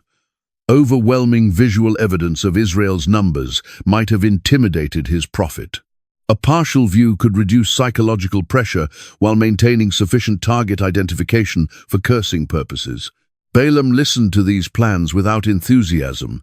He understood that changing locations wouldn't alter divine intentions. The same God who had controlled his words on the first hilltop would govern his speech wherever they traveled next. Yet he offered no resistance to the king's proposal. His role was to serve as a conduit for divine communication, not to educate monarchs about spiritual realities. If Balak wanted to attempt another cursing ceremony, Balaam would participate faithfully. The second sacred site lay several miles south of the first, known as the Field of Zophim, which occupied the peak of Mount Pisgah. Ancient tradition held that this location offered special access to divine revelation. Prophets and seers had sought visions here for countless generations. The journey gave Balak time to refine his strategy. Perhaps the morning's ritual had been inadequate in scope or intensity. More altars might demonstrate greater devotion to the cursing project. Enhanced sacrifices could attract more favorable divine attention. "Prepare 7 altars here also," he commanded when they reached the summit. "Provide 7 bulls and 7 rams for sacrifice. We will approach this task with even greater ceremony than before." The repetition of 7s reflected Balak's superstitious nature. If 7 altars had failed to produce curses, perhaps the same number might succeed in a different location. Sacred mathematics would surely influence supernatural outcomes. Moabite priests hurried to comply with royal orders. They constructed new altars according to precise specifications. They selected animals that met the highest standards for ritual purity. They gathered incense and sacred oils required for proper ceremonies. The Field of Zophim provided different views of Israel's encampment. From this angle, the Hebrew camp appeared smaller and less overwhelming. Individual sections could be distinguished, rather than seeing one vast sea of tents. The psychological impact was indeed less intimidating. Balaam supervised the sacrificial preparations with professional competence. His years of experience had taught him the importance of proper ritual technique. Even when divine purposes conflicted with human expectations, ceremonies should be conducted with appropriate reverence. The afternoon sun beat down mercilessly as smoke from 7 altars rose toward cloudless skies. The smell of burning flesh mixed with incense created an atmosphere thick with religious significance. Everything possible was being done to ensure supernatural cooperation. Yet Balaam felt the same divine constraint that had governed his morning performance. No amount of ritual elaboration could change the fundamental reality of his situation. He remained bound to speak only words that God placed in his mouth. "Stay here by your burnt offering," he told Balak. "I will meet with the Lord over there." He withdrew once again to seek private divine communication. The hilltop ceremony proceeded according to ancient patterns, but his heart knew that location changes and ritual modifications couldn't alter spiritual realities.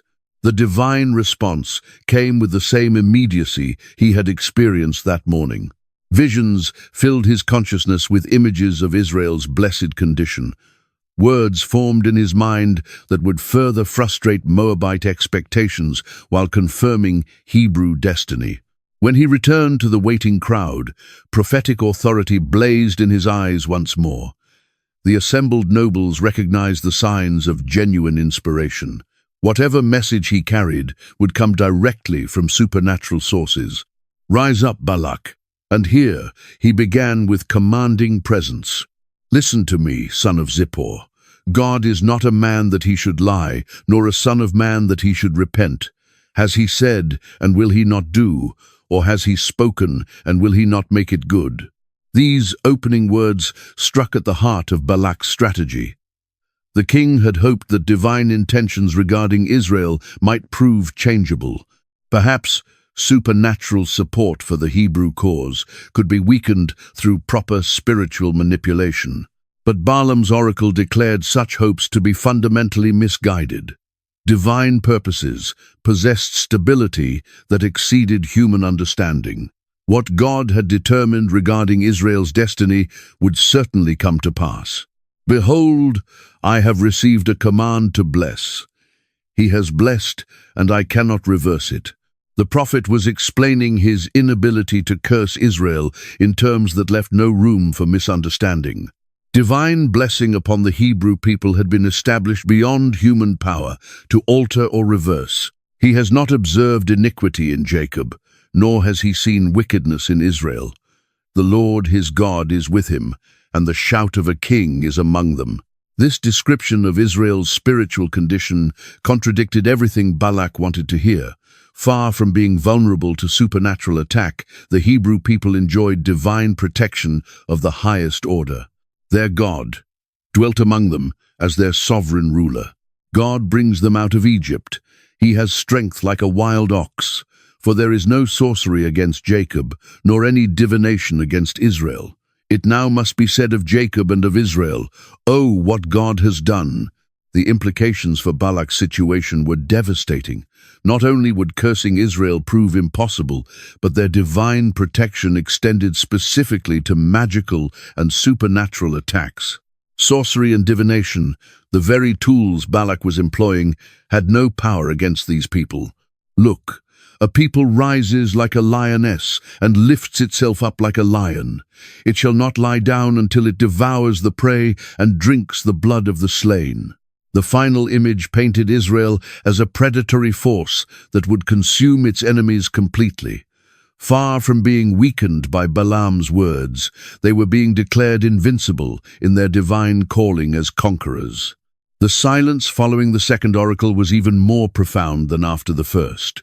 Every person present understood that Balaam had not merely failed to curse Israel again. He had blessed them with even greater power and authority. King Balak's face reflected the collapse of his last, desperate hope. 2 separate attempts at supernatural warfare had backfired completely. His expensive prophet was systematically dismantling Moabite confidence while strengthening Hebrew resolve. Neither curse them at all nor bless them at all. The king finally exploded in frustration. The demand revealed Balak's complete misunderstanding of prophetic calling. He was treating Balaam like a hired entertainer who could modify his performance to suit audience preferences. The reality of divine constraint meant nothing to his desperate calculations. Balaam met royal anger with patient explanation. "Did I not tell you, saying, 'All that the Lord speaks, that I must do?'" The reminder carried gentle reproach for the king's unrealistic expectations. Balaam had warned from the beginning that his words would be controlled by divine will rather than human desire. The morning's experience should have confirmed this limitation, but Balak refused to accept defeat. His kingdom's survival depended on finding some way to neutralize Israel's supernatural advantages. If 2 cursing ceremonies had failed, perhaps a third would succeed through different circumstances or modified approaches. The afternoon sun continued its westward journey as the second oracle concluded. 7 more altars had burned in vain. Another hilltop had witnessed Israel's blessing rather than their cursing. Divine purposes remained unchanged despite human manipulation attempts. Balaam stood quietly among the frustrated officials, his prophetic duty fulfilled once again. He had spoken truth regardless of its political consequences. Divine authority had overruled royal expectations with absolute finality. Yet he sensed that more encounters lay ahead. Desperate kings rarely abandoned their strategies after only 2 failures. Balak would likely attempt a third cursing ceremony, perhaps from yet another location with different ritual modifications. The prophet who had blessed Israel twice was prepared to do so again if circumstances required. His mouth belonged to God now, not to earthly patrons who sought to purchase divine cooperation with gold and ceremony. As the royal procession prepared for descent from Mount Pisgah, none of them realized they were participants in a drama whose outcome had been determined before their first meeting. The blessings pronounced over Israel would echo through generations, while the curses Balak sought would never find their voice. The second attempt had ended like the first, with frustrated human ambition yielding to immutable divine will. But the story was far from finished. One more encounter awaited these 2 men, and it would surpass both previous oracles in power and prophetic scope. The third oracle. Balak's desperation grows with each sunrise. 2 attempts have failed. 2 blessings have flowed from Balaam's lips where curses should have fallen. The Moabite king feels time slipping through his fingers like desert sand. Israel camps below, their numbers vast as stars, their presence a shadow over his kingdom's future. The king leads Balaam to yet another high place. This time he chooses Mount Peor, a sacred site where Baal's presence was said to dwell strongest. The mountain overlooks the wilderness where Israel spreads their tents. From this height, the full scope of the Hebrew nation becomes visible. Campfires dot the landscape like earthbound constellations. The sight should inspire fear, should fuel the curse Balak desperately needs. But something shifts in Balaam as he gazes down. The Spirit of God settles upon him with unusual weight. His previous oracles came through divine compulsion, words forced from reluctant lips. Now the prophecy flows differently. Balaam's resistance melts away. His voice takes on new authority, deeper resonance. The third oracle begins with imagery that makes Balak's blood run cold. Balaam speaks of Israel as a garden by the river, as cedar trees beside the waters. These desert wanderers, Balaam declares, will flourish like well-watered plants. Their tents stretch beautiful across the valley. Their kingdom will rise higher than Agag. Their dominion will expand beyond the horizon. The prophecy grows more specific, more threatening to Moab's interests. Water will flow from Israel's buckets. Their seed will find rich soil wherever they plant it. Their king will tower above earthly rulers. God brought them from Egypt like a wild ox emerging from the wilderness. This same God will consume their enemies. Israel will break the bones of nations. They will pierce through with arrows those who stand against them. Balaam's voice carries across the mountain like thunder. He declares Israel will crouch like a lion, will rest like a lioness. Who dares disturb their slumber? The blessing follows ancient patterns. Those who bless Israel receive blessing in return. Those who curse Israel face divine judgment. But the words carry fresh power, immediate application to Balak's situation. The king's face darkens with each phrase. This oracle surpasses the previous two in its lavish praise of Israel. Balaam shows no sign of the internal struggle that marked his earlier prophecies. Instead, he speaks with flowing confidence, as though channeling heaven's own perspective on the Hebrew nation below. When the oracle ends, silence hangs over the mountain. Balak's anger finally erupts. He strikes his hands together, a gesture of complete rejection. 3 times he brought Balaam to curse his enemies. 3 times Balaam blessed them instead. The king's voice shakes with rage as he banishes the prophet. "Flee to your place," he commands. "Return home immediately. I planned to honor you greatly, but your God has kept you from advancement." Balaam responds with calm dignity. He reminds Balak of his consistent warning from the beginning.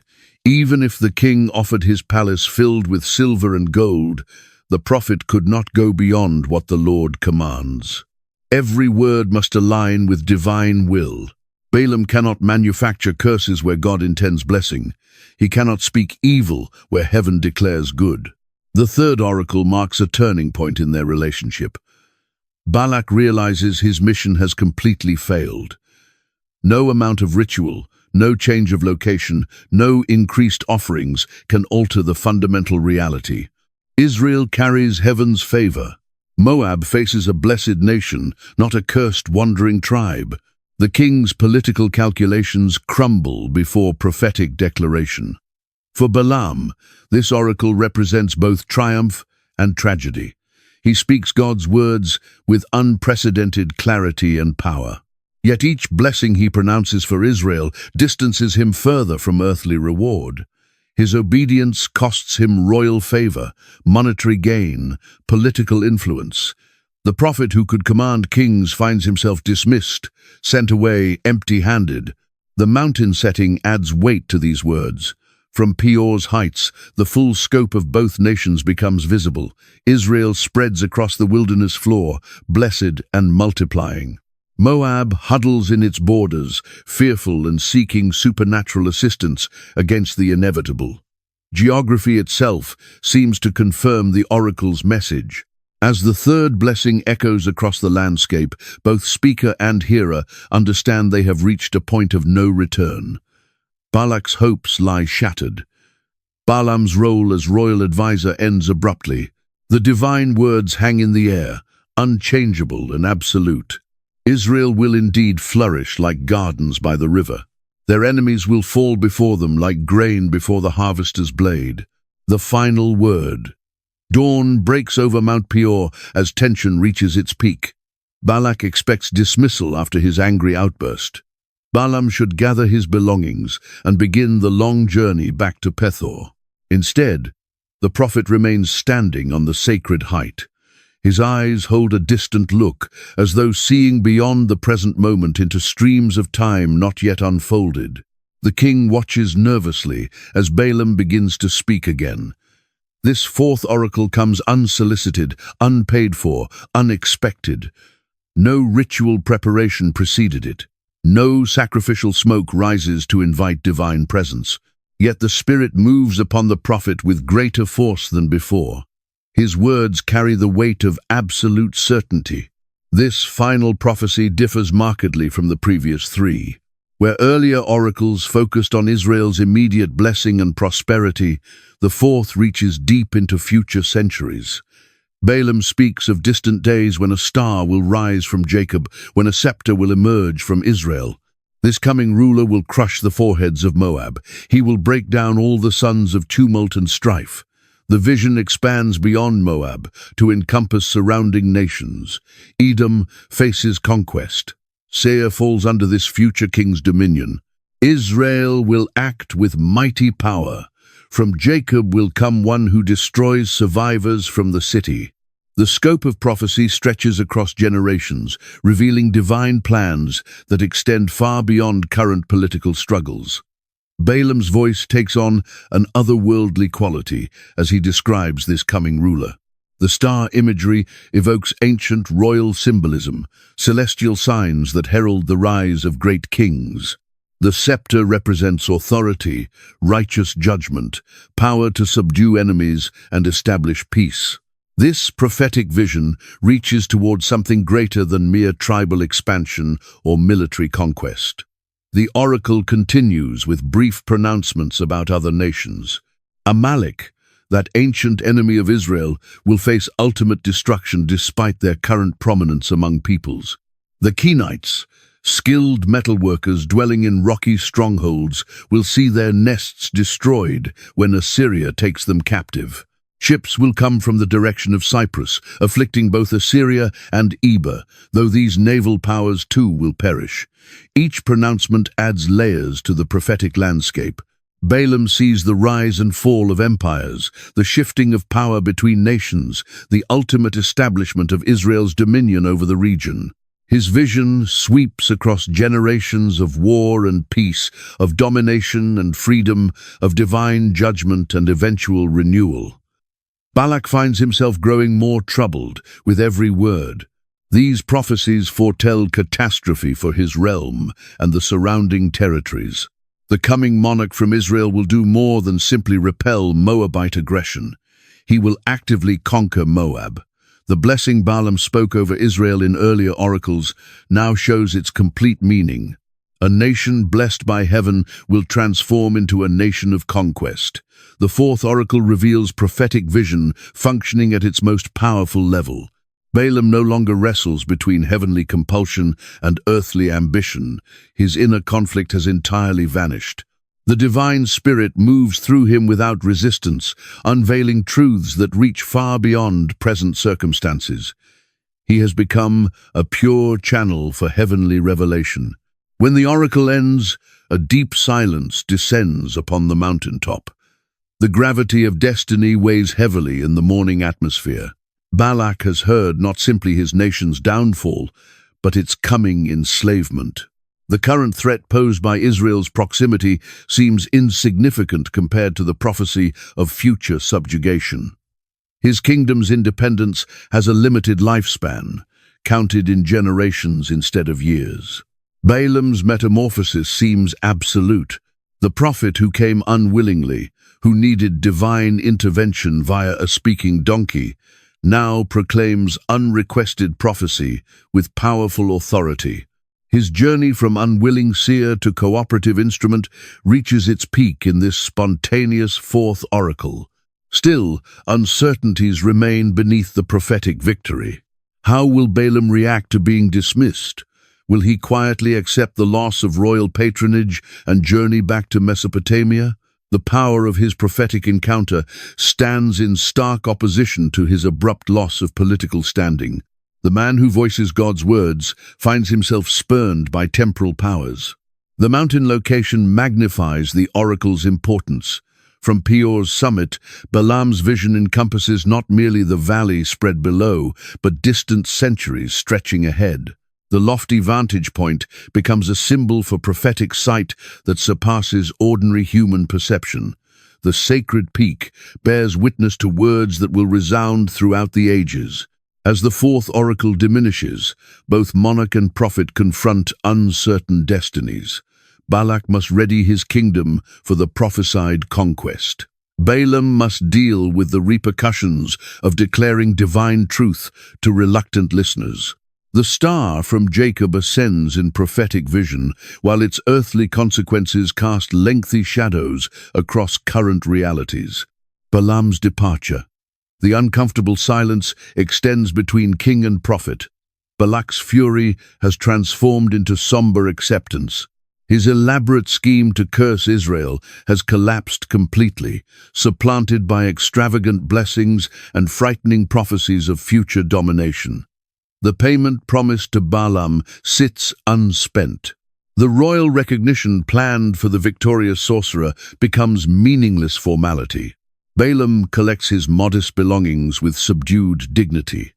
His attendants prepare pack animals for the extended return journey to Pethor. The prophet, who came with such expectations of advancement, now readies himself to depart with nothing. His standing as a seer stays intact, possibly even strengthened, but his aspirations of riches and political power dissolve like clay beneath desert sun. The farewell between Balak and Balaam holds notes of reciprocal disillusionment. The king sought supernatural aid against Israel's encroachment. Rather, he obtained divine validation of his deepest anxieties. The prophet looked forward to substantial rewards for his mystical abilities. Rather, he learns the price of complete submission to heavenly will. As Balaam's company leaves Moab, the narrative suggests his tale should conclude here. The hesitant prophet heads home, humbled by his encounter with Israel's deity. The speaking donkey incident functions as an amusing yet sharp reminder of divine supremacy over human pride. The 4 oracles remain as evidence of God's favor upon the chosen nation. But this seeming ending masks deeper undercurrents. The biblical account only suggests what happens after Balaam's exit. Subsequent texts disclose that his story assumes darker paths, that his departure from Balak's company does not signify the conclusion of his connection with Israel and Moab. The prophet's homeward journey transforms into a journey toward disaster. The route back to Mesopotamia extends long and dusty ahead of Balaam's company. Days of journeying offer considerable time for contemplation about recent occurrences.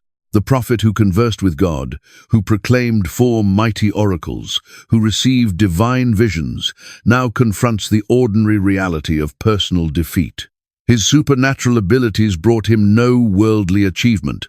Throughout this journey, something transforms inside Balaam's spirit. The precise moment stays unclear, but kernels of bitterness start to take root. Perhaps the endless miles cultivate resentment over missed chances. Possibly the prophet's vanity rebels against rejection despite obedient service. The man who blessed Israel starts to consider methods to damage them through indirect means. The biblical narrative maintains deliberate silence regarding Balaam's movements directly after his exit from Balak. This storytelling gap allows room for wondering about the prophet's psychological and spiritual condition. His external obedience to divine instructions may have concealed internal defiance that now emerges during isolated travel. What remains certain is that Balaam's tale does not conclude with his dignified departure from Moab. The prophet, who could not directly curse Israel, will discover indirect avenues to unleash disaster upon them. His inability to gain Balak's wealth will guide him toward pursuing alternative forms of recompense. The man, touched by divine presence, will surrender to human depravity. The irony intensifies when we reflect on Balaam's exceptional position. Rare individuals in biblical accounts receive such immediate divine interaction. God addresses him distinctly, directs him precisely, employs him as a prophetic instrument for vital oracles. Yet this advantage becomes a weight rather than a gift.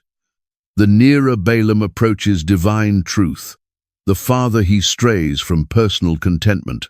His exit from Moab signifies a pivotal moment, though its importance only grows evident afterward. The prophet confronts a decision between embracing his function as God's messenger with all its constraints and sacrifices, or pursuing different routes to success and compensation. The road extending before him becomes a metaphor for the moral choice that will shape his final reputation. Balak observes the company vanish into desert remoteness with conflicting feelings. Relief blends with aggravation in the king's thoughts.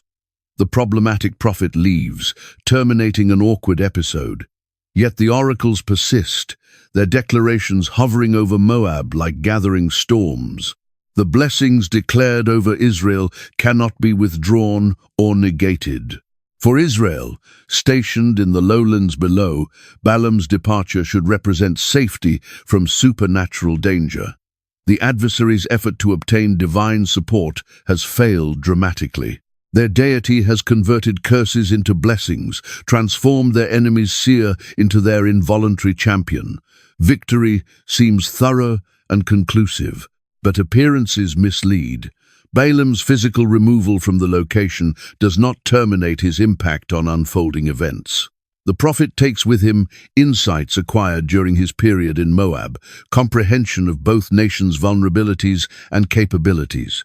His departure signals not ending, but evolution to a new stage of the narrative. The dust resolves on the pathway as Balaam's company diminishes from sight. The immediate danger passes. Monarch and populace resume their customary activities, yet, underneath the apparent tranquility, fresh forces start to gather. The prophet's visible departure masks his ongoing participation in the developing conflict between Israel and the territories encircling them. Balaam in the ancient world.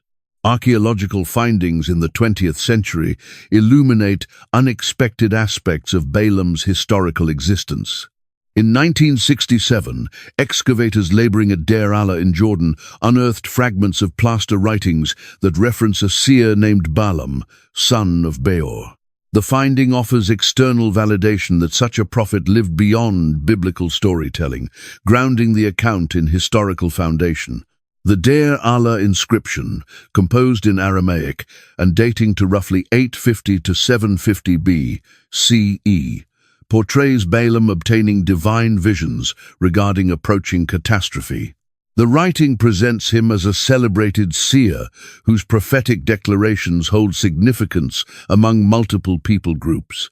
Deities of various nations address him in dreams, disclosing future disasters that will strike the territory unless appropriate measures are implemented. This archaeological proof reshapes our comprehension of Balaam's prominence in the ancient Near East. Rather than existing solely as a figure in Israelite writings, he seems to have been a widely recognized prophetic personality whose fame stretched across cultural and national divisions. His renown as a seer achieved heights that merited permanent recording in plaster inscriptions. The inscription's depiction of Balaam varies subtly from the biblical narrative while preserving core elements. Both accounts present him as somebody who obtains divine visions, who utters prophetic declarations that influence nations, who functions beyond conventional political frameworks. The Deir Allah writing highlights his function as herald of approaching judgment, carrier of divine dissatisfaction with human conduct. These findings shed light on the wider realm of ancient Near Eastern prophecy in which Balaam functioned. Professional seers traveled openly between kingdoms, providing their expertise to monarchs pursuing supernatural direction. They operated as international advisors, introducing divine viewpoint to political and military choices. Their standing could extend across generations and traverse cultural borders. The plaster inscription indicates Balaam's prophetic work persisted long beyond his meeting with Balak and Israel. He stayed engaged as a seer, obtaining visions and pronouncing oracles regarding different nations' destinies. His reputation expanded rather than contracted after the incidents recorded in Numbers. The prophet who failed to curse Israel effectively preserved his standing in alternative situations. The writing from Deir Allah portrays Balaam weeping upon obtaining a troubling vision regarding divine judgment. The deities announce their purpose to invert the natural sequence, to impose darkness where illumination should prevail, to annihilate fertility and plenty. The seer's emotional reaction reveals the weight prophetic vocation imposes upon those who obtain divine disclosures about approaching disasters. This emotional aspect enriches our grasp of Balaam's personality. The biblical account emphasizes primarily his exchanges with Balak and his oracles about Israel. The Dear Allah inscription unveils a prophet authentically troubled about the well-being of populations and territories, somebody who mourns when presented visions of approaching devastation. The archaeological proof also offers perspective into ancient prophetic methods and customs.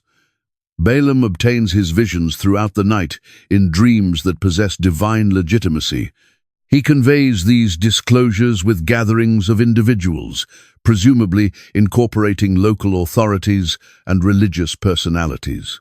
The community regards his declarations seriously enough to preserve them permanently on plastered surfaces.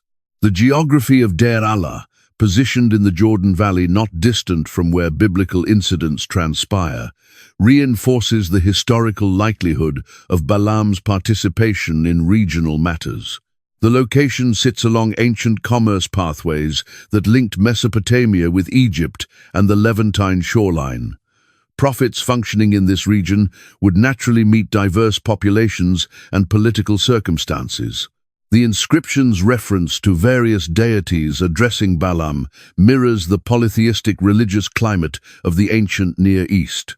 Unlike the biblical representation where Yahweh exclusively interacts with the prophet, the Dear Allah writing presents him as obtaining communications from numerous divine origins. This variation may indicate different phases in Balaam's work or differing viewpoints on his prophetic function. The finding at Deir Allah shows that Balaam's narrative resonated outside Israelite groups. His prophetic service created enduring impacts on multiple communities across the territory. The investment necessary to produce and preserve plaster inscriptions reveals that local inhabitants appreciated his oracles sufficiently to maintain them for subsequent generations. This external validation of Balaam's presence and standing helps clarify why Balak particularly pursued his expertise against Israel. The Moabite monarch was not seeking random supernatural help, but intentionally engaging a prophet whose success was broadly acknowledged. Balaam's reputation as an accomplished seer made him the clear selection for such a vital mission. The archaeological proof also generates fascinating questions regarding the connection between the historical Balaam and the biblical representation. Both accounts concur on his prophetic talents and international standing, but they vary in focus and particulars. These differences propose that Balaam's narrative was recalled and recounted by varied communities for varied objectives. The Deir Allah inscription opens a window into how ancient societies comprehended and memorialized prophetic service. They perceived seers like Balaam as connections between divine and human domains, as interpreters of celestial purpose for earthly populations. Their declarations possessed legitimacy that exceeded political limits and cultural variations. Ancient divination and magic. The ancient Near East pulsed with supernatural phenomena that contemporary thinking finds challenging to grasp. Divination was not mere superstition, but refined methodology for obtaining concealed information. Monarchs recruited teams of experts who interpreted omens in everything from animal organs to astronomical patterns.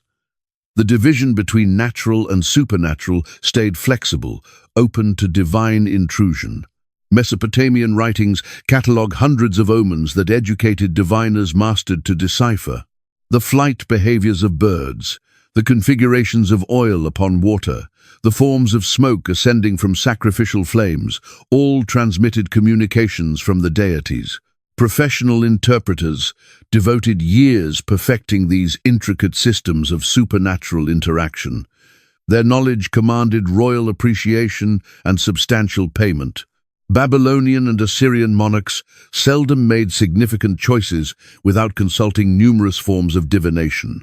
Military operations, diplomatic endeavors, construction undertakings, even private affairs demanded divine consent secured through appropriate channels. The custom was so embedded that palace records contain comprehensive documentation of omens and their analyses extending across centuries. The occurrence of speaking animals, while uncommon, corresponds within this wider supernatural structure. Ancient writings contain many reports of creatures transmitting divine communications to humans. Egyptian writings describe sacred animals expressing the desires of deities. Mesopotamian narratives feature beasts that alert of approaching catastrophes or disclose hidden realities. Balaam's speaking donkey, consequently, signifies not an isolated miracle, but involvement in acknowledged patterns of divine interaction. Prophetic ecstasy was another thoroughly documented element of ancient religious custom. Seers accessed modified states of awareness through multiple approaches, incorporating music, movement, incense, abstinence, and ceremonial preparation. In these trance-like states, they obtained visions and perceived divine voices that regular consciousness could not reach. The procedure was comprehended as momentary possession by divine spirits. The custom of employing foreign prophets like Balaam reflects ancient comprehension that divine understanding exceeded national limits. Deities of varied populations might interact through any appropriate instrument. A Mesopotamian prophet could potentially reach deities venerated in Canaan or Egypt. This theological adaptability permitted monarchs to spread wide networks when pursuing supernatural help. Ancient writings differentiate between varied categories of supernatural specialists. Some operated mainly as diviners, interpreting signs and omens to forecast future occurrences. Others concentrated in magic, endeavoring to control supernatural powers for particular results. Still others functioned as prophets, obtaining and transmitting direct divine communications. Balaam seems to have merged components from all three classifications. The methodology of cursing was extensively refined in the ancient realm.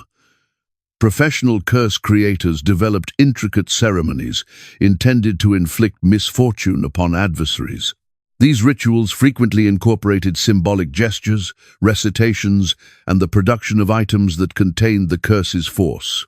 Monarchs consistently hired such experts against military opponents or political competitors. Alternatively, the capacity to bless was equally appreciated and dreaded.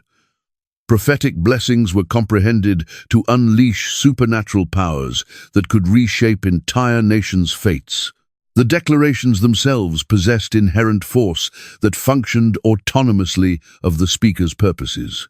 Once declared, blessings and curses assumed lives of their own, accomplishing their impacts across time and distance.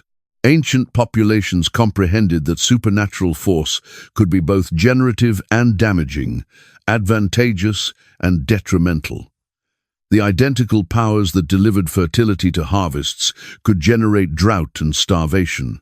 Divine approval that raised one monarch might concurrently obliterate his adversaries. This dual character of supernatural force demanded cautious management by educated experts. The notion of divine supremacy over prophetic utterance surfaces throughout ancient Near Eastern writings. Deities were comprehended to regulate what their selected messengers could declare. Even the most proficient prophet could not compel divine beings to disclose knowledge they desired to keep concealed or to declare declarations that opposed divine intention.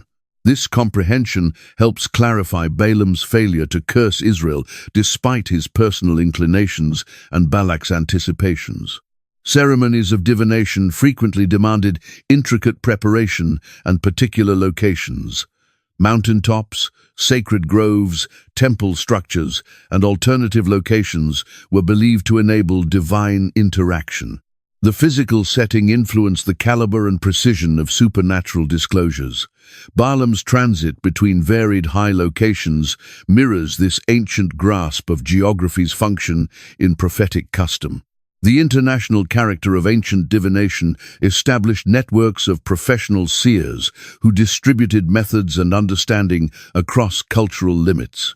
These experts constituted informal associations that exceeded national devotions. A prophet standing for precision and success could circulate swiftly through these networks, clarifying how Balaam's reputation extended to distant Moab. Ancient writings also disclose the psychological and spiritual prices of prophetic vocation. Seers regularly describe the weight of obtaining divine visions, particularly when those disclosures involve judgment and devastation.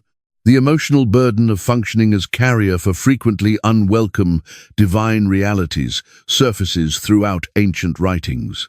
Prophets were respected but seldom envied. The custom of dream analysis was intimately connected to prophecy in ancient reasoning. Divine beings regularly interacted through dreams and visions that demanded proficient analysis. Professional dream interpreters cultivated refined methods for comprehending symbolic representations and concealed significance. Night visions were regarded particularly dependable forms of divine interaction. Magic and divination were not regarded as contrary to religion, but essential components of it. The identical priests who performed temple sacrifices frequently functioned as diviners and magical specialists. Supernatural force was comprehended as originating from divine origins, rendering its multiple expressions equally valid.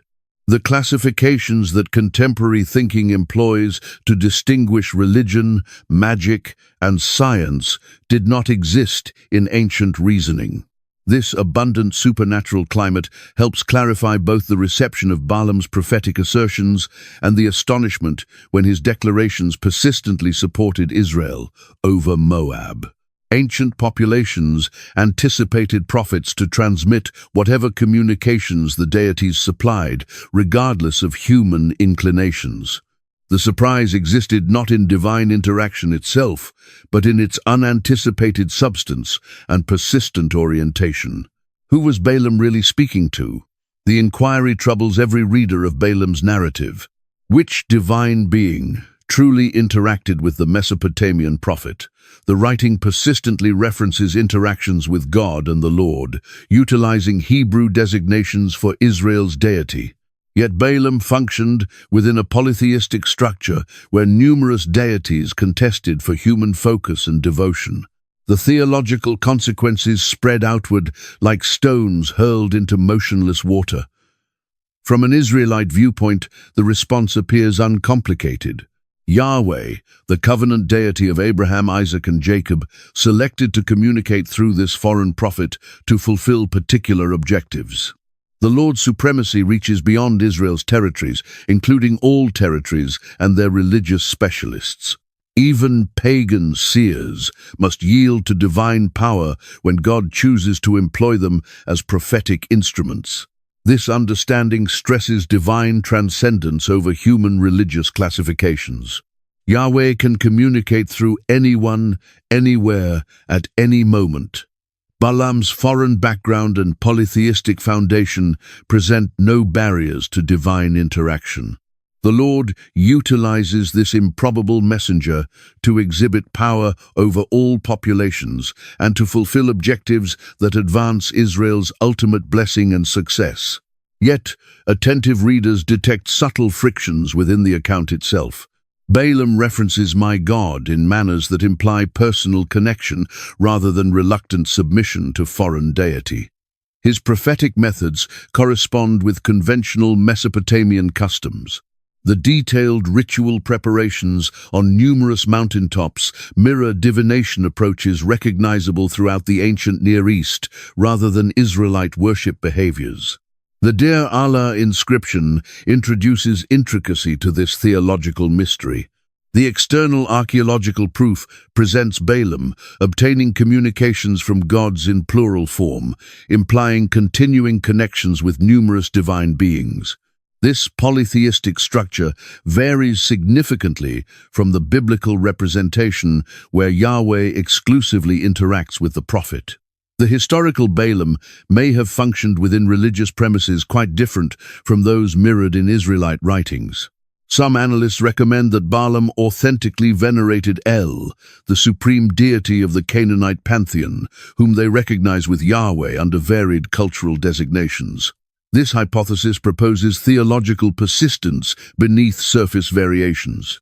The prophet was not adopting foreign religion, but meeting the identical divine actuality through recognizable cultural classifications.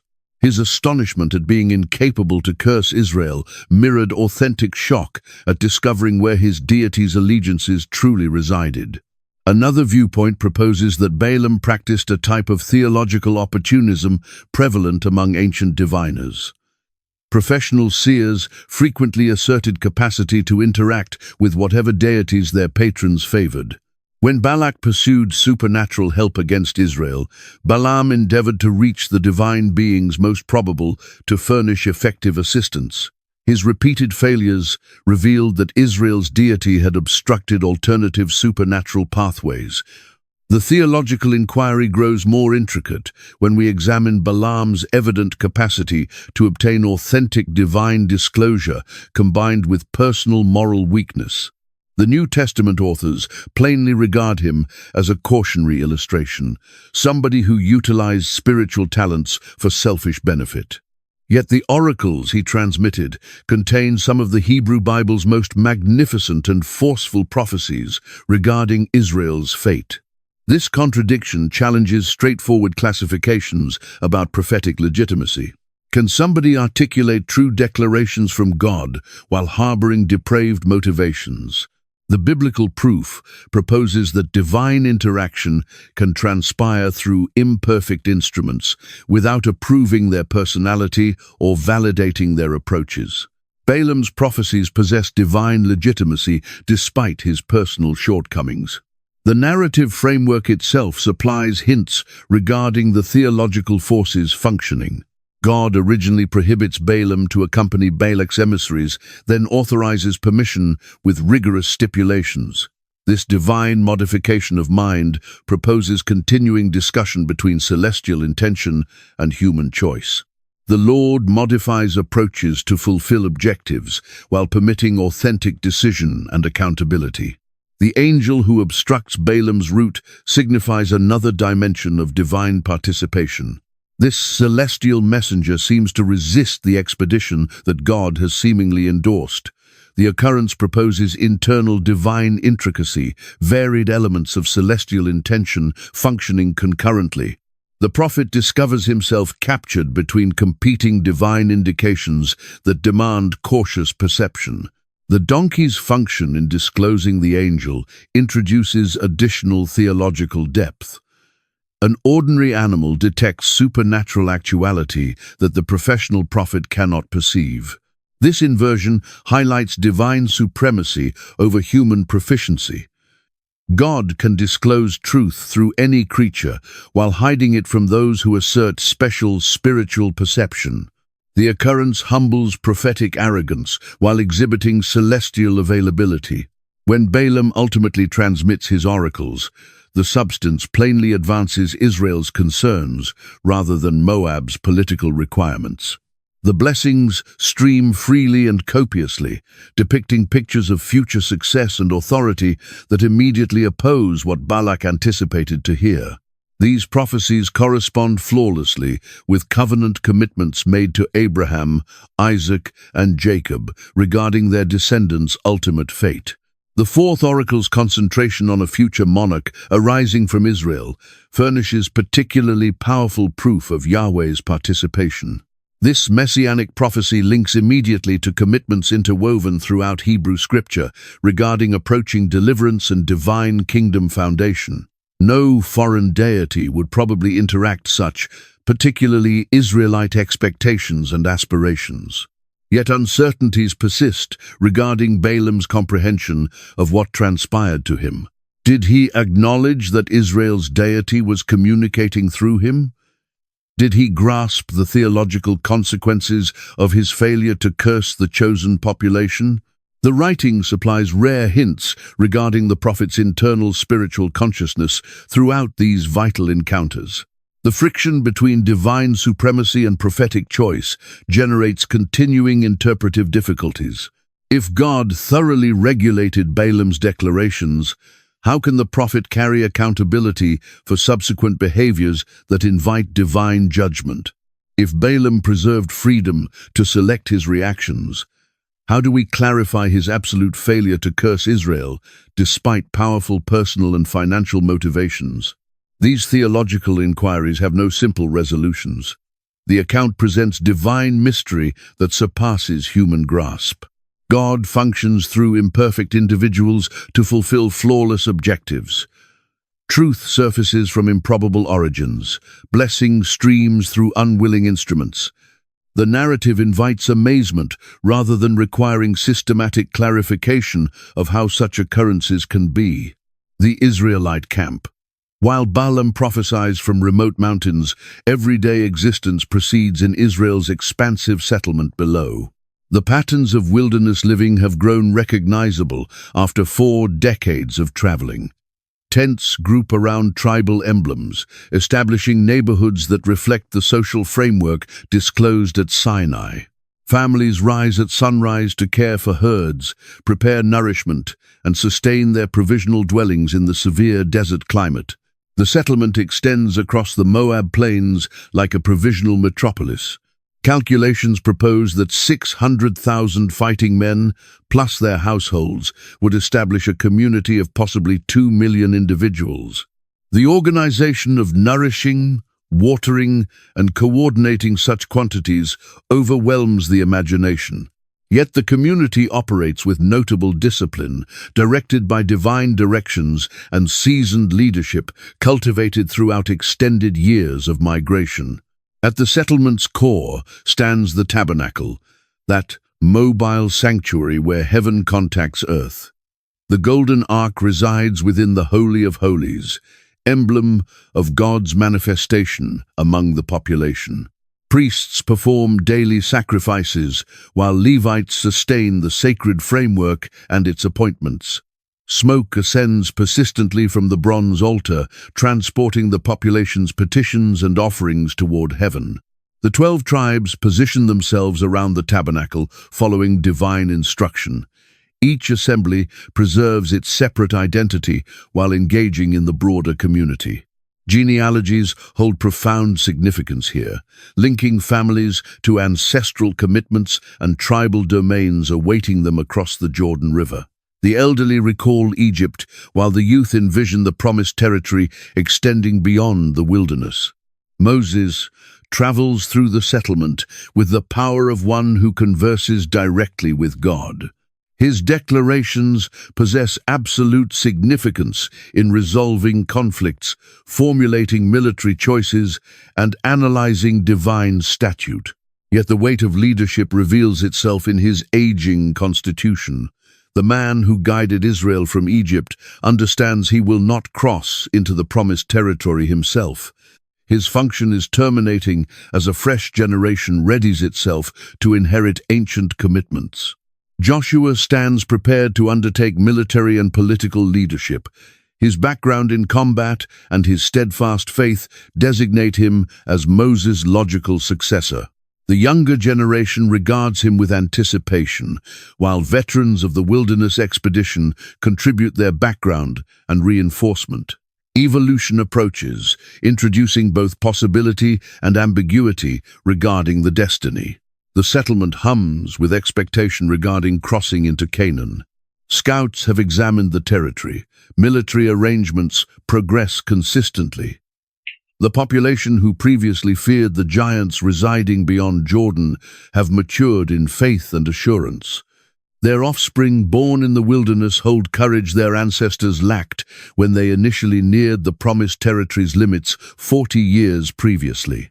Yet hazardous forces circulate beneath the surface tranquility. Extended contact to foreign populations and their religious customs has established subtle impacts within the settlement. Some Israelites display inquisitiveness regarding neighboring traditions and convictions. The rigorous monotheism that characterizes their identity confronts persistent pressure from encircling polytheistic cultures that appear more accepting and comprehensive. The generation that encountered bondage in Egypt has predominantly passed away throughout the wilderness years.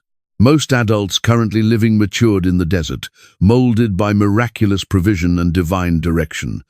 They understand narratives regarding Egyptian servitude, but lack personal recollections of foreign suppression. Their connection with God, cultivated in freedom rather than desperation, establishing varied anticipations and perspectives. Commerce connections with nearby populations introduce both benefit and enticement. Israel requires certain commodities that only established communities can supply. These commercial interactions establish possibilities for cultural interchange that extend beyond straightforward business dealings. Merchants transport concepts as well as products, presenting foreign notions that question traditional convictions and customs. The settlement's closeness to Moabite domain amplifies these pressures. Balak's population observes Israel with anxious intrigue. Despite official antagonism between the administrations, ordinary inhabitants on both aspects discover common foundation in everyday concerns regarding survival, success, and protection. Casual interactions develop that exceed political limits. Young Israelite men, especially those participating in commerce or military endeavors, meet Moabite women whose attractiveness and appeal prove challenging to oppose. These exchanges begin harmlessly, but possess potential for deeper connections that could jeopardize religious devotion. The fascination functions in both orientations, establishing romantic possibilities that disregard tribal and theological variations. Religious celebrations and seasonal observances furnish additional possibilities for cultural blending. Moabite agricultural rituals appeal to Israelites who foresee their personal evolution from nomadic to established existence. The ceremonies appear applicable to farming difficulties they will shortly confront, providing practical insight alongside spiritual customs that vary subtly from Mosaic traditions. The settlement's religious leadership labors persistently to sustain doctrinal integrity while recognizing practical actualities of residing among foreign populations. Priests instruct persistently regarding the hazards of syncretism, the enticement to merge Yahweh veneration with components adopted from neighboring religions. Yet, they also acknowledge that thorough separation is neither achievable nor preferable for a population preparing to inherit a territory populated by varied communities. Elders recall the golden calf occurrence at Sinai, when the population fashioned an idol throughout Moses' absence on the mountain. That disaster resulted in divine judgment that seized thousands of existences. The recollection functions as caution regarding the repercussions of religious weakness. Yet, comparable enticements resurface consistently in fresh forms. The tribal framework that furnishes social stability also establishes potential separations within the broader community. Each assembly preserves separate traditions and concerns that occasionally oppose collective welfare. Conflicts over resources, domain, and leadership demand persistent mediation to forestall serious fragmentation. As Israel readies itself for the conquest of Canaan, military instruction intensifies throughout the settlement. Young men train with armaments, while veterans distribute tactical understanding acquired in conflicts against desert adversaries. The community that commenced as escaped slaves reshapes itself into an capable fighting power competent of claiming their ancestral inheritance. Yet military readiness exclusively cannot assure achievement in the difficulties ahead. The population must sustain spiritual cohesion and religious devotion while adjusting to fundamentally varied living situations. The wilderness years furnished unique education in relying upon divine provision, but established existence will examine their dedication in fresh manners. The settlement signifies a critical moment in Israel's chronicle. The generation that will inherit the promised territory assembles itself for the concluding phase of an expedition that commenced with Abraham's summons to abandon Mesopotamia centuries previously. Their selections in approaching days will establish whether they accomplish divine objectives or duplicate the failures of their forerunners who perished in the wilderness. The aftermath in Moab. The days after Balaam's exit introduce uneasy stillness to the Moabite royal assembly. King Balak withdraws to his palace quarters, nursing the acrid flavor of absolute failure. His elaborate scheme to neutralize Israel through supernatural approaches has reversed dramatically. Rather than curses, the employed prophet transmitted blessings that appear to guarantee Moabite downfall and enslavement. The king's counselors assemble in hushed meetings, considering their subsequent actions. Military alternatives seem progressively futile against a population whom heaven itself has blessed. Diplomatic resolutions appear equally improbable, given the oracle's forecasts of conquest and authority. Moab confronts a destiny that darkens with each passing moment as Israel's manifestation expands larger on the horizon.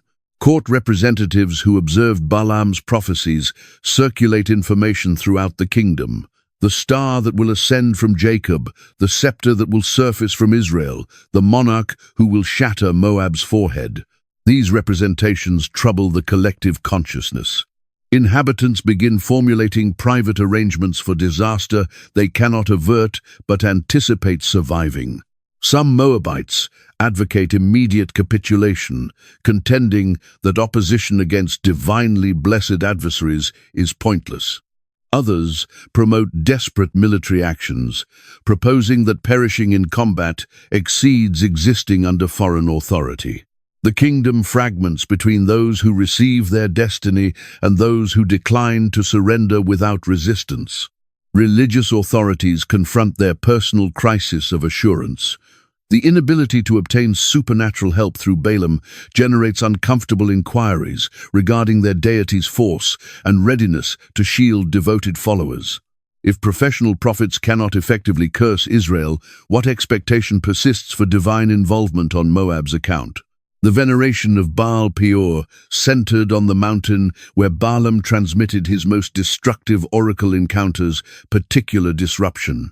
Priests who assert special reach to divine approval now labor to clarify their deity's evident impotence. Followers question whether their sacrifices and ceremonies fulfill any significant objective. Yet within this theological disorder, fresh possibilities commence to surface. Some Moabites begin contemplating whether Israel's deity might receive their veneration alongside or instead of customary deities. The oracles imply that Yahweh exercises force over all territories, not exclusively the Hebrews. Perhaps accommodation stays feasible for those prepared to recognize superior divine power. These religious movements establish possibilities that more discerning political intellects begin to acknowledge.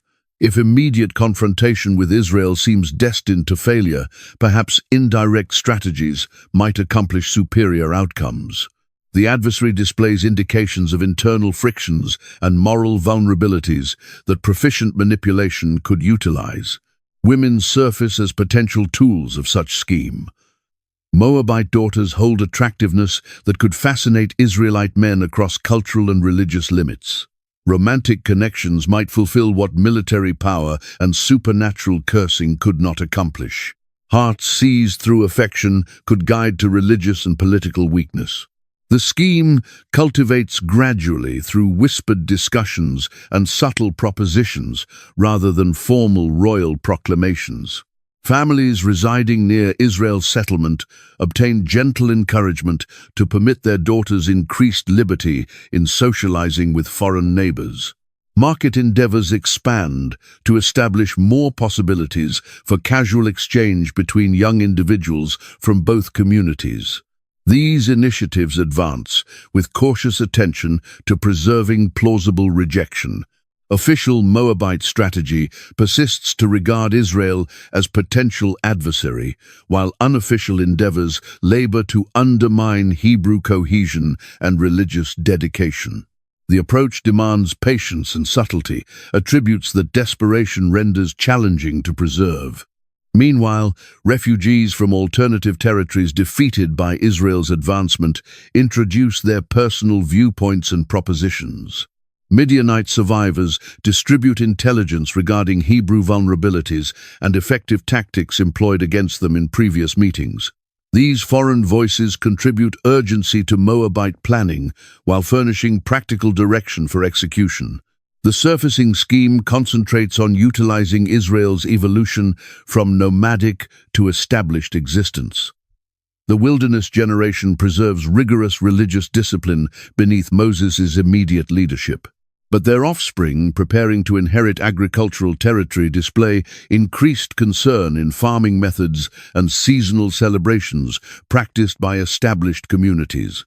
Moabite religious customs provide appealing alternatives to Israelite severity. Where Hebrew veneration highlights divine transcendence and moral integrity, Canaanite traditions celebrate fertility and plenty through ceremonies that involve bodily desires and emotional longings. The opposition appeals to young individuals pursuing more immediate and tangible spiritual encounters. The veneration of Baal Peor modifies its customs to fascinate Hebrew participants. Temple prostitution, previously reserved for Moabite followers, becomes accessible to foreign guests. Seasonal celebrations welcome anyone concerned in assuring agricultural success. The obstacles between communities commence dissolving through shared religious encounters. Local authorities coordinate these efforts with notable proficiency, considering their desperation. Communications circulate between villages and towns, synchronizing endeavors to maximize impact while minimizing identification by Israelite leadership.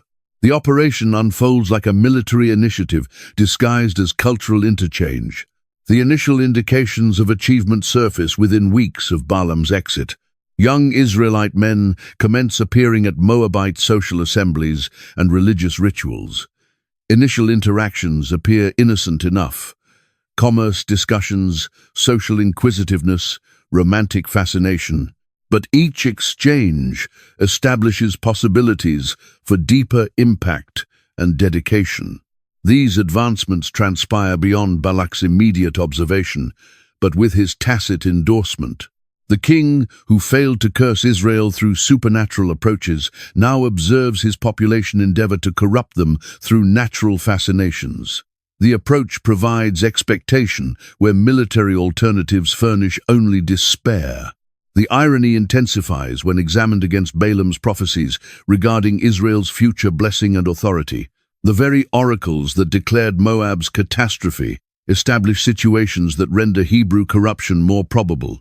Desperation stimulates innovation, while prophecy furnishes motivation for progressively bold endeavors at subversion. As these endeavors intensify, the stage establishes for moral disaster that will validate Balaam's cautions while provisionally concealing his blessings. The prophet who could not curse Israel immediately will observe them curse themselves through selections that summon divine judgment.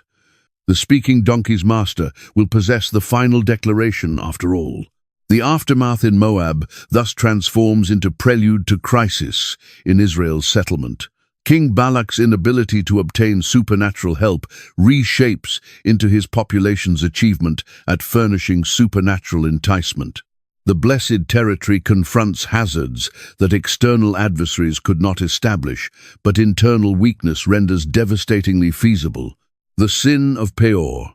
The corruption commences subtly, like morning vapor that progressively thickens until it conceals the complete landscape.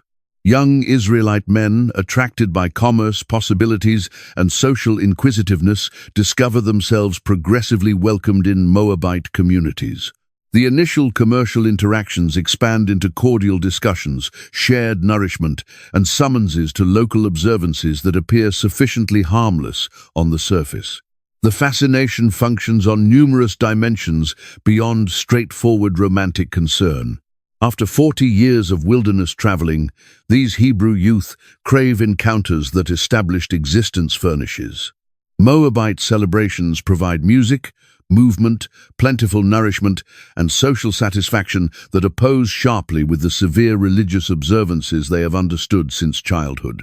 The prohibited fruit tastes particularly delicious to those raised on rigorous dietary statutes and moral discipline. Moabite women welcome these foreign guests with deliberately calculated appeal. Their attractiveness astonishes men habituated to the severe desert climate, where survival assumes precedence over aesthetics.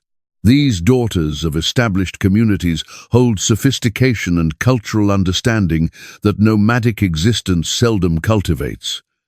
They signify a realm of comfort and satisfaction that beckons like an oasis to desert wanderers. The religious aspects of Moabite hospitality unfold gradually, almost imperceptibly. What commences as social observance slowly incorporates ceremonial components that respect local deities. Baal Peor, the deity of fertility and plenty, presides over rituals that guarantee agricultural success and personal satisfaction. The veneration appears practical rather than theological, providing tangible advantages rather than abstract spiritual principles. The cult's sexual customs present the greatest enticement for young men distant from home and family supervision. Temple prostitution, rationalized as sacred ceremony that assures fertility of harvests and animals, furnishes religious approval for desires that Israelite statute rigorously regulates. The encounter appears both spiritually significant and physically gratifying, a blend that demonstrates irresistible to numerous participants. These religious meetings demand explicit denial of Yahweh's exclusive assertions on Israel's veneration and devotion. Participants must recognize Baal Peor's power over agricultural matters, while participating in customs that immediately transgress fundamental commandments obtained at Sinai. The corruption thus incorporates conscious apostasy rather than mere moral frailty. The involvement circulates through the Israelite settlement like sickness through a crowded population. Young men convey their encounters with companions and relatives, portraying the satisfactions and advantages accessible just beyond the settlement's limits. The enticement multiplies as social pressure merges with personal longing to attract more Hebrews into Moabite religious endeavors. Tribal authorities initially fail to acknowledge the gravity of what is cultivating. The participants appear satisfied and assured rather than ashamed or disturbed. They discuss enthusiastically regarding their fresh Moabite companions and the practical advantages of learning agricultural methods from seasoned farmers. The religious elements stay concealed beneath layers of social and economic rationalization. The corruption acquires momentum as participants transform into advocates for wider cultural interchange. They contend that Israel's future success relies on favorable connections with neighboring populations who hold understanding fundamental for effective farming.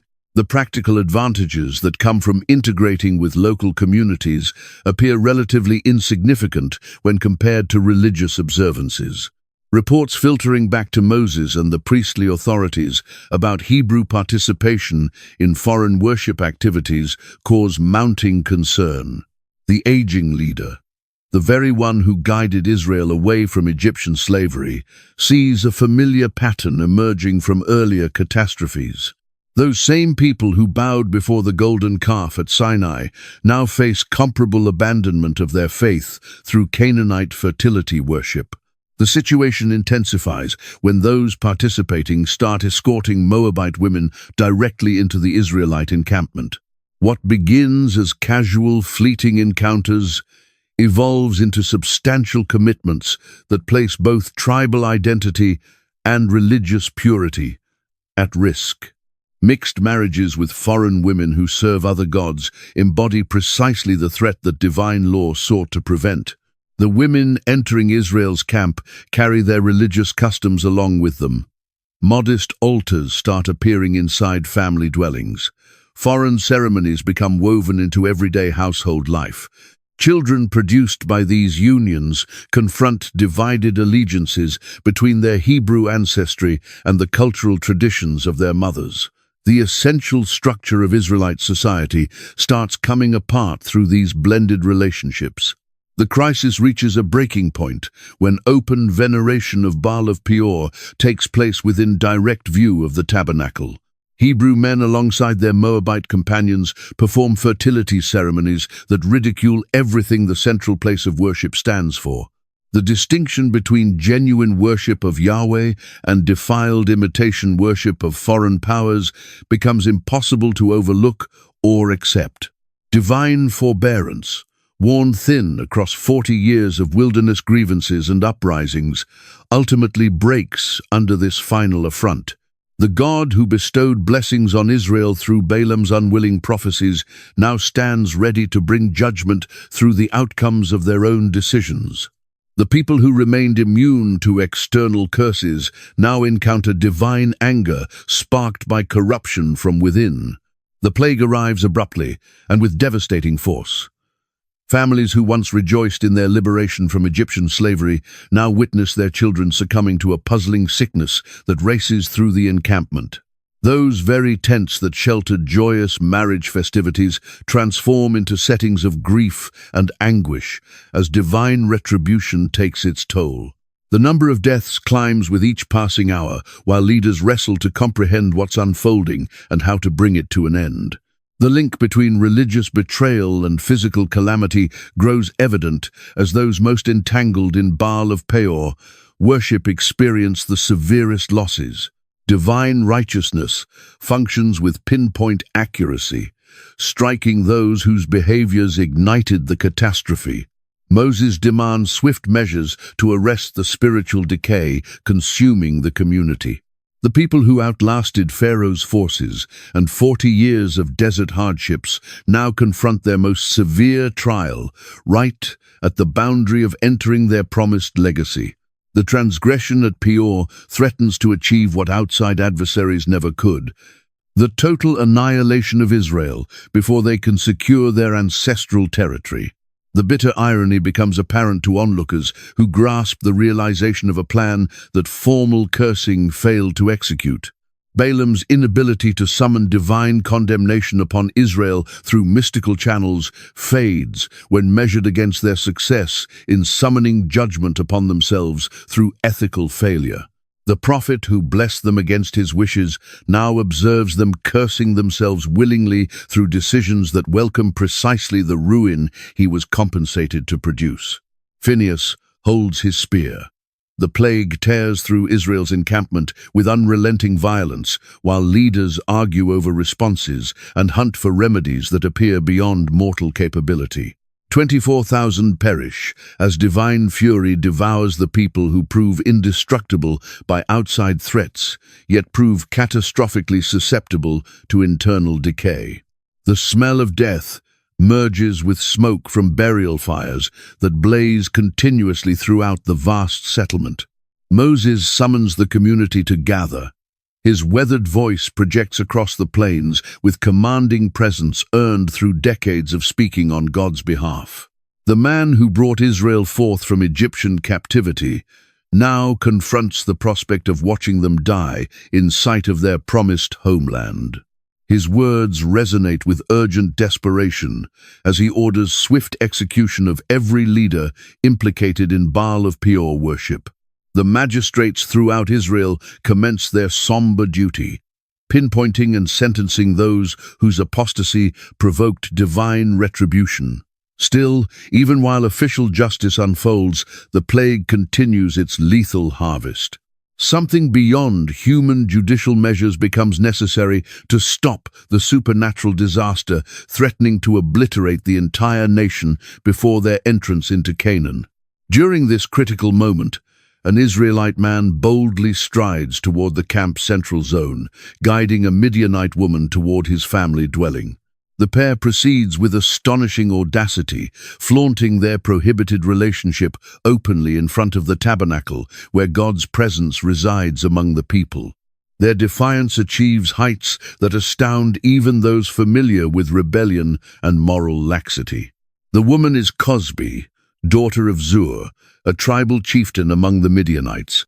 Her noble lineage renders the relationship even more scandalous, signifying not simply individual corruption, but political partnership with opponents of Israel's divine calling. The man is Zimri, son of Salu, a prominent figure within the tribe of Simeon, whose familial ties make his apostasy especially harmful to communal spirit. They disappear into the tent while Moses grieves before the tabernacle, overwhelmed by sorrow while watching his people obliterate themselves through choices that ridicule everything he has given up to accomplish. The elderly leader, who conversed directly with God, now discovers himself powerless to avert the catastrophe developing around him. Human understanding falls short for emergencies demanding divine action. The gathered assembly observes in shocked stillness as this supreme display of defiance transpires before their very eyes. The couple's shameless conduct signals absolute dismissal of divine sovereignty and shared values. Their behavior announces publicly that foreign deities and foreign unions hold greater importance than covenant responsibilities and communal survival. Phinehas, son of Eleazar and grandson of Aaron the high priest, views this display with righteous indignation that burns more intensely than the plague devouring his people. The young priest receives not merely his family's religious position, but their fervent dedication to divine sanctity that permits no accommodation with wrongdoing. His priestly education and individual makeup merge to generate resolute action when others stay frozen. Without delay or discussion, Phinehas grabs a spear and pursues the couple into their dwelling. The weapon drives through both figures with one powerful thrust, uniting them in death just as they were united in defiance. The deed carries deep symbolic weight. Divine retribution delivered through mortal agency, corruption eliminated at its origin, sanctity protected against absolute defilement. The killing transpires with exact precision, suggesting heavenly direction rather than human anger. Phinehas strikes flawlessly, eliminating both offenders immediately and thoroughly. The spear transforms into an implement of divine judgment, handled by earthly arms, yet steered by celestial intention. The action achieves what legal procedures and collective influence failed to accomplish. The instant the spear reaches its target, the plague ceases its fatal advance through Israel's settlement. The immediate halt validates divine endorsement of Phinehas's deed, while proving the supernatural character of both punishment and rescue. What mortal leadership couldn't prevent through proper procedures, priestly devotion accomplishes through unmediated action. The quiet that descends carries the gravity of divine attendance and sanction. The God who appeared withdrawn throughout the emergency now reveals himself through the bravery of one young priest who prized communal purity over individual security. Phinehas gambles his own existence to rescue his people, embracing potential ramifications of what others could denounce as unauthorized force. Divine affirmation arrives through unfiltered communication to Moses. God pronounces everlasting priesthood as compensation for Phinehas's passionate deed. The young priest, who championed divine dignity, obtains lifelong designation to minister before the sacred place where holiness exists among the people. His offspring will receive priestly rights because their forefathers selected loyalty over accommodation. The covenant of tranquility awarded to Phinehas establishes enduring heritage from an instant of brutal judgment. Divine favor emerges from an act that others could regard as disproportionate or unsuitable. The priest, who executed judgment to safeguard communal existence, gains assurance of serene abundance for his ancestral line. Contradiction characterizes the compensation as thoroughly as the action itself. The 24,000 who died in the plague signify the staggering price of ethical compromise among God's chosen. Nearly 4% of Israel's grown male population expires because spiritual authorities neglected to uphold principles that divine instruction created.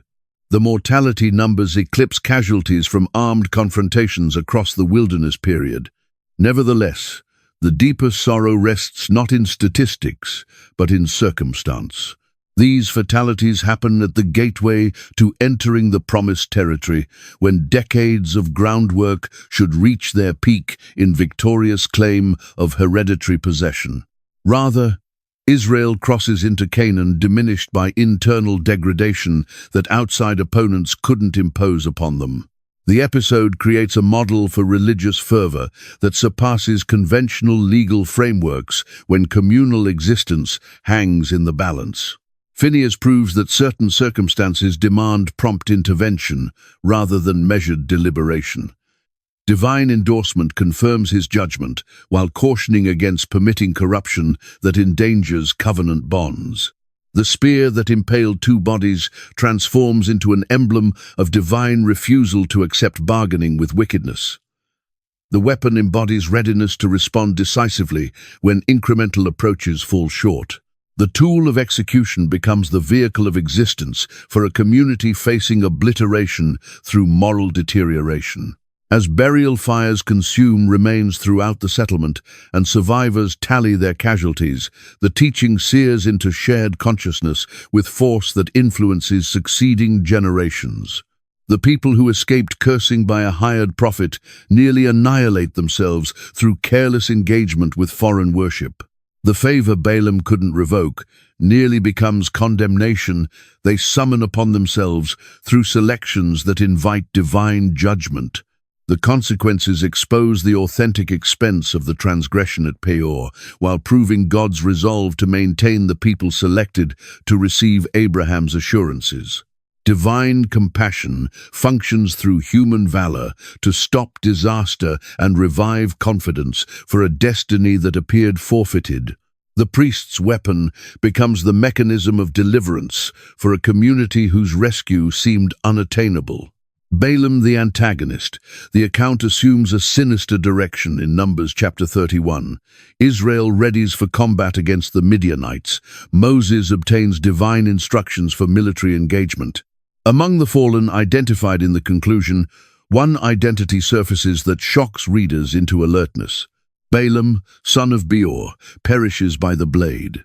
This disclosure transforms everything we assumed we understood. The prophet who pronounced blessings over Israel now expires while opposing them. The individual who professed he could only articulate God's messages dies as a hostile fighter.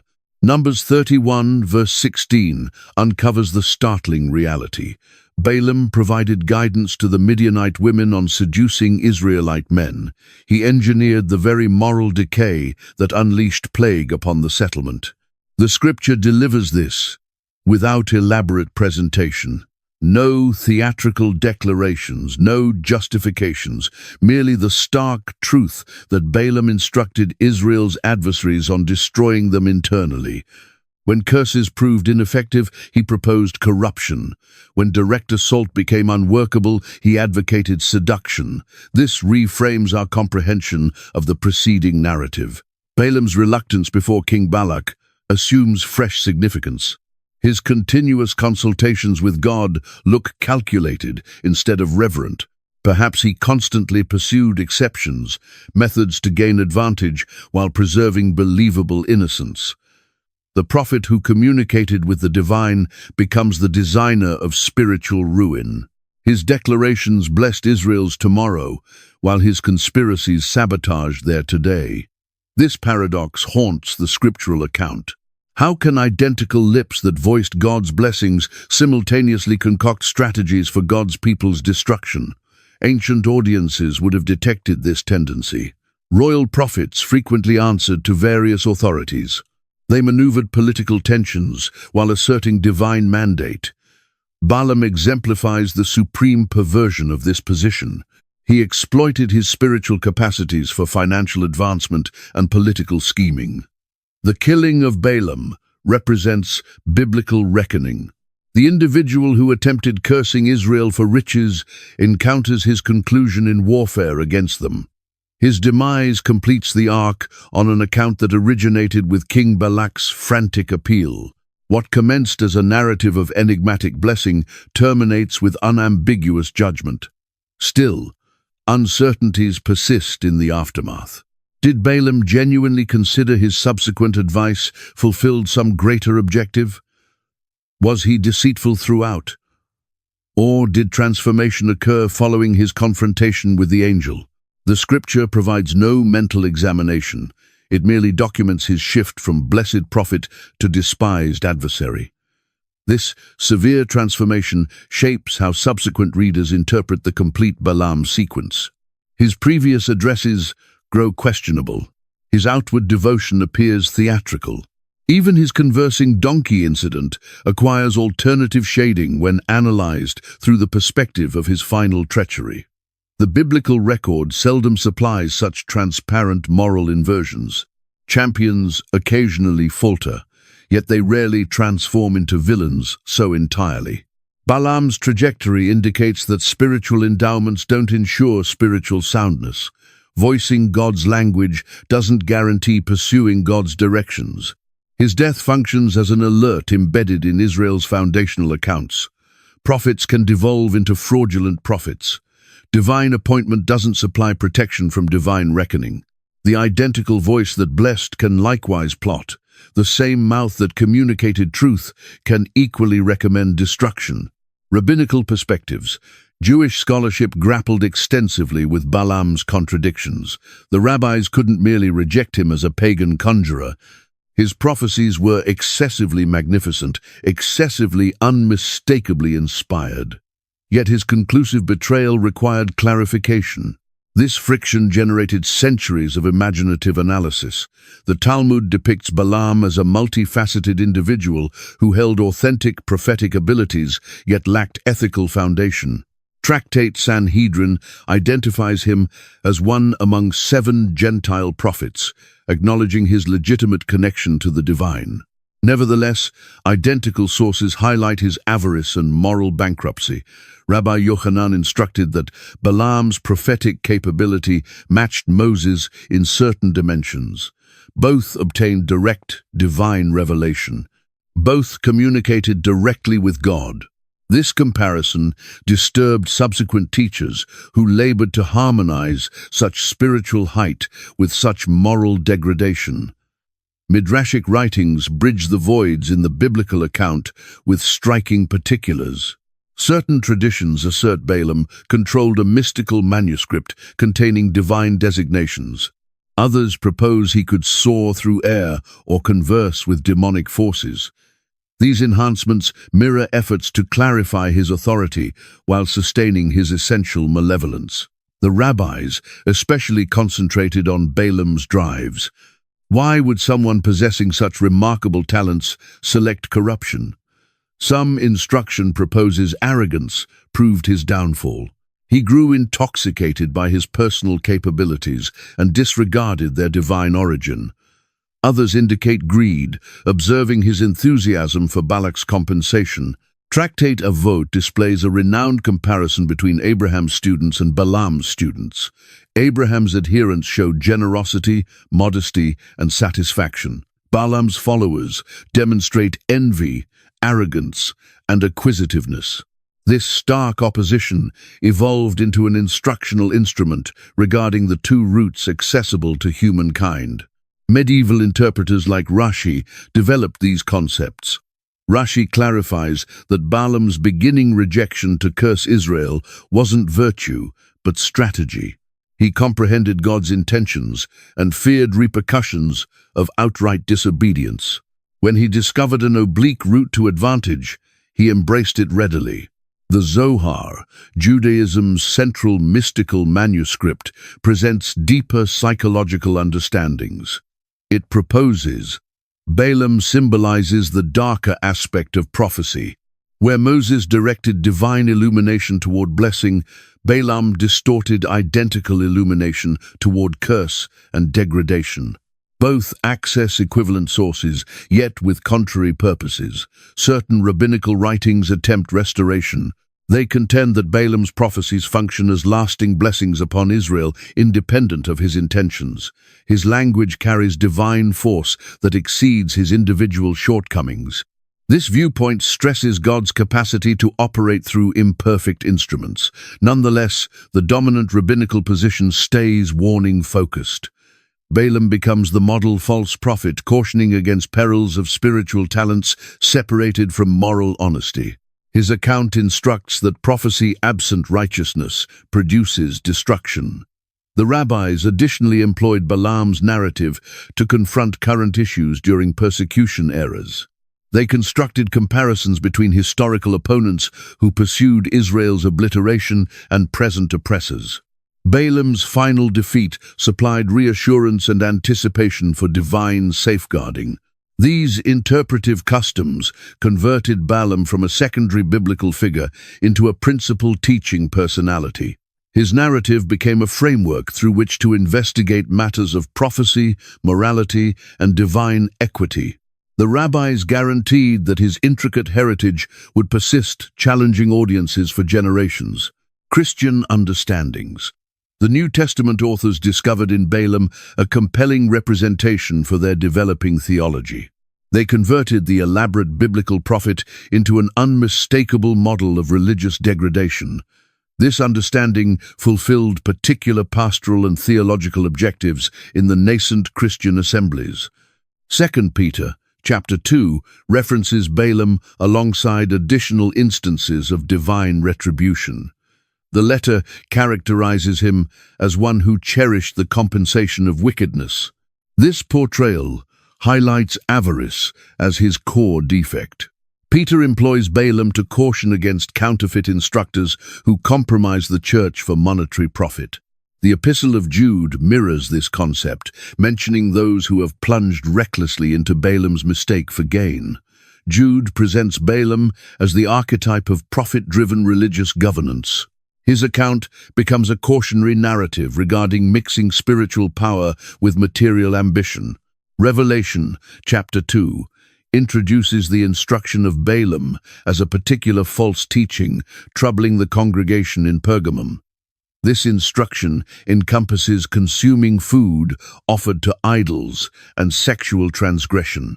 The link to the historical Balaam's recommendation to corrupt Israel through temptation establishes a straightforward connection between ancient and modern dangers. Early church leaders expanded these concepts additionally.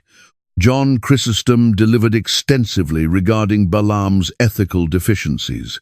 He stressed how spiritual abilities absent virtue produce ruin. Augustine utilized Balaam's narrative to examine the connection between divine summons and individual sanctity. Medieval Christian analysts discovered multiple meanings in Balaam's account. Some perceived his donkey as signifying the modest faithful who perceived truth more distinctly than arrogant leaders. Others construed his prophecies as messianic predictions, especially the star from Jacob reference. The Protestant Reformation introduced fresh outlooks. Martin Luther recognized in Balaam a caution about ecclesiastical corruption. He maintained that asserting divine power while chasing earthly benefit exemplified Roman Catholic mistakes. This understanding reflected wider Protestant anxieties about clerical ethics. Reformed theologians like John Calvin highlighted Balaam's theological importance. Calvin taught that Balaam illustrates the friction between divine control and human accountability. God utilized even Balaam's degradation to fulfill divine aims, blessing Israel, notwithstanding the prophet's hidden agendas. Puritan ministers discovered abundant sermon content in Balaam's narrative. They employed his illustration to caution against perils of spiritual arrogance and material bargaining. Richard Baxter composed extensively regarding Balaam's mistake, characterizing it as the essential misunderstanding of spiritual vocation with individual progression. Modern evangelical understanding frequently concentrates on Balaam as a caution for present church governance. His narrative functions as a warning account regarding prosperity, theology, and the monetization of spiritual abilities. Ministers utilize his illustration to examine the appropriate connection between ministry and financial assistance. Liberal Protestant academics approach Balaam with increased subtlety. They investigate the historical and literary background that molded his representation. Some contend that subsequent biblical authors unjustly vilified what initially was a more intricate personality. Catholic understanding has transformed across the ages.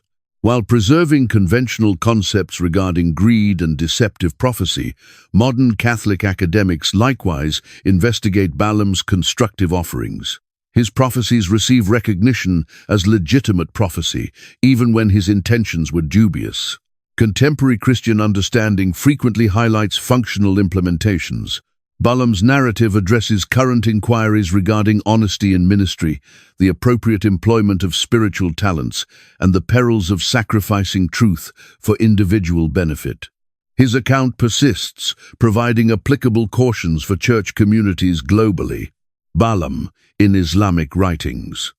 Islamic custom maintains intriguing viewpoints on Balaam that simultaneously correspond with and differ from Jewish and Christian understandings. Recognized in Arabic as Balaam ibn Bawra, he surfaces in assorted Islamic manuscripts as an intricate personality whose narrative carries significant moral instruction. The Quran doesn't reference Balaam explicitly, yet numerous Islamic academics associate him with the enigmatic individual portrayed in Surah Al-Araf. This section recounts a man who obtained divine indications, yet departed from them. Satan chased him, and he transformed into among those misguided. The individual controlled knowledge of God's supreme designation, yet abused this authority for material acquisition. Classical Islamic interpreters like Al-Tabari broadened this association. They portrayed Balaam as a virtuous individual who originally employed his intercessions and divine understanding to shield the Israelites. When they neared his territory, nonetheless, his community compelled him to intercede against them. Despite recognizing this was incorrect, he ultimately succumbed to their appeals. The ramifications in Islamic custom are striking. Certain narratives portray how Balaam's tongue protruded like a canine's when he endeavored to curse the blessed population. Others narrate how his petitions inverted upon himself and his supporters. These graphic portrayals stress the hazards of exploiting divine endowments. Ibn Kathir, a distinguished medieval Islamic academic, furnishes comprehensive examination of Balaam's spiritual collapse. He clarifies that Balaam possessed God's supreme designation, which granted him enormous authority. Nevertheless, his connection to earthly gratifications and societal influence corrupted his motivations. When he attempted employing this sacred understanding for cursing, it reversed against him. Certain Islamic customs portray Balaam as initially existing among the most virtuous individuals of his period.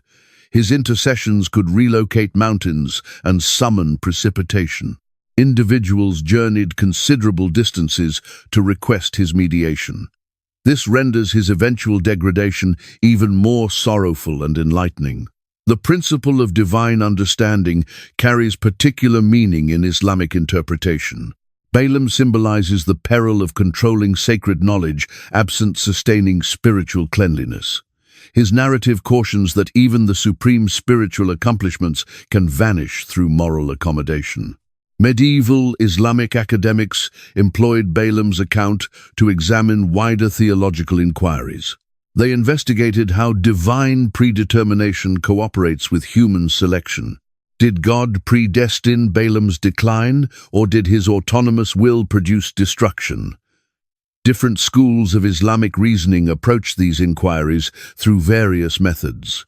Sufi customs discovered specific significance in Balaam's narrative.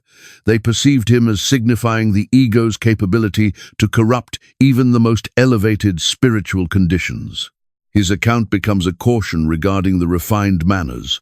Pride and connection can compromise authentic spiritual advancement. Certain Islamic narratives furnish particulars absent from biblical writings. They portray Balaam's bodily alteration as his spiritual degradation manifested. His attractive countenance became repulsive. His harmonious voice transformed course. These modifications represent the association between internal and external actuality. The narrative likewise surfaces in Islamic writings as a caution for religious academics. Those who control divine understanding carry exceptional accountability. Their capacity for both benefit and damage magnifies. Balaam's illustration reminds academics to preserve modesty and authentic purposes. Modern Islamic understanding persists, discovering applicability in Balaam's narrative. Current Muslim academics employ his illustration to examine the appropriate association between religious power and political influence. His account cautions against sacrificing religious standards for communal approval or material advantage. The perspective offered by Islam brings meaningful layers to our comprehension of Balaam's intricate legacy.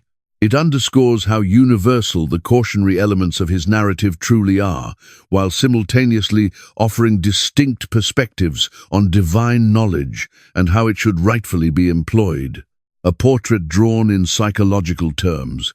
Beneath all the theological analysis exists a profoundly human tale, one of inner struggle and ethical concession. Balaam stands before us as an individual, trapped between conflicting allegiances, ravaged by yearnings that would, in the end, devour him whole.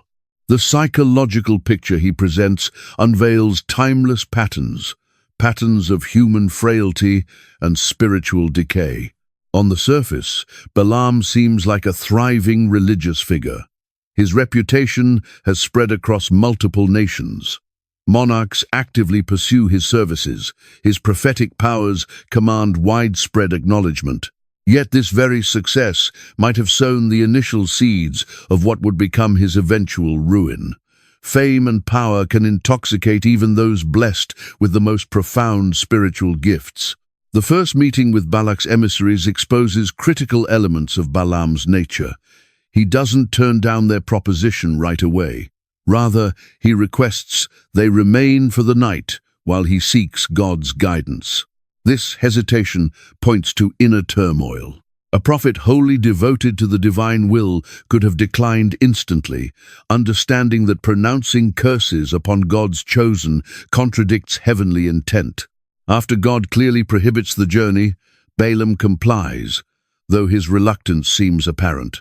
When a second delegation arrives, one more distinguished than the first, it tests his determination even more severely. The promise of enhanced prestige and compensation evidently undermines his earlier resolve. This behavior pattern reveals someone whose spiritual beliefs are at war with earthly aspirations. The permission God grants for the second expedition comes with stipulations that Balaam appears to overlook or disregard. The heavenly instruction is unmistakable: proceed, but voice only the words I provide. Nevertheless, Balaam's actions afterward indicate he still harbors hope of discovering some method to gain from the circumstances while preserving technical adherence to divine directives. The confrontation with the angel lays bare Balaam's spiritual sightlessness. His donkey detects the divine presence, while the prophet himself remains completely unaware. This deeply ironic inversion implies that achievement and fame might have diminished his spiritual awareness. The very abilities that elevated him to prominence may have transformed into barriers, preventing authentic spiritual discernment. The donkey's reproach penetrates more deeply than heavenly wrath. When the creature challenges Balaam's brutality, it reveals his exasperation and internal chaos. The prophet's readiness to strike his loyal animal companion exposes a person experiencing enormous psychological strain, attacking anything that appears to block his objectives. Throughout his meetings with Balak, Balaam exhibits extraordinary discipline in his public declarations. However, this very discipline might have demanded immense internal repression. Every blessing he speaks over Israel runs counter to his evident wish to satisfy his patron and claim his compensation. The psychological strain between outward conduct and inward longing may have demanded release through the advice he subsequently offers. Prevented from cursing Israel outright, he locates an alternative route to accomplish comparable outcomes. This deliberate moral decay reveals a mind pursuing inventive workarounds to ethical restrictions. Balaam's concluding advisory position in Israel's seduction displays refined comprehension of human vulnerability. He understands that external military force failed where internal ethical corruption could potentially triumph. This perception reveals both psychological shrewdness and spiritual degradation.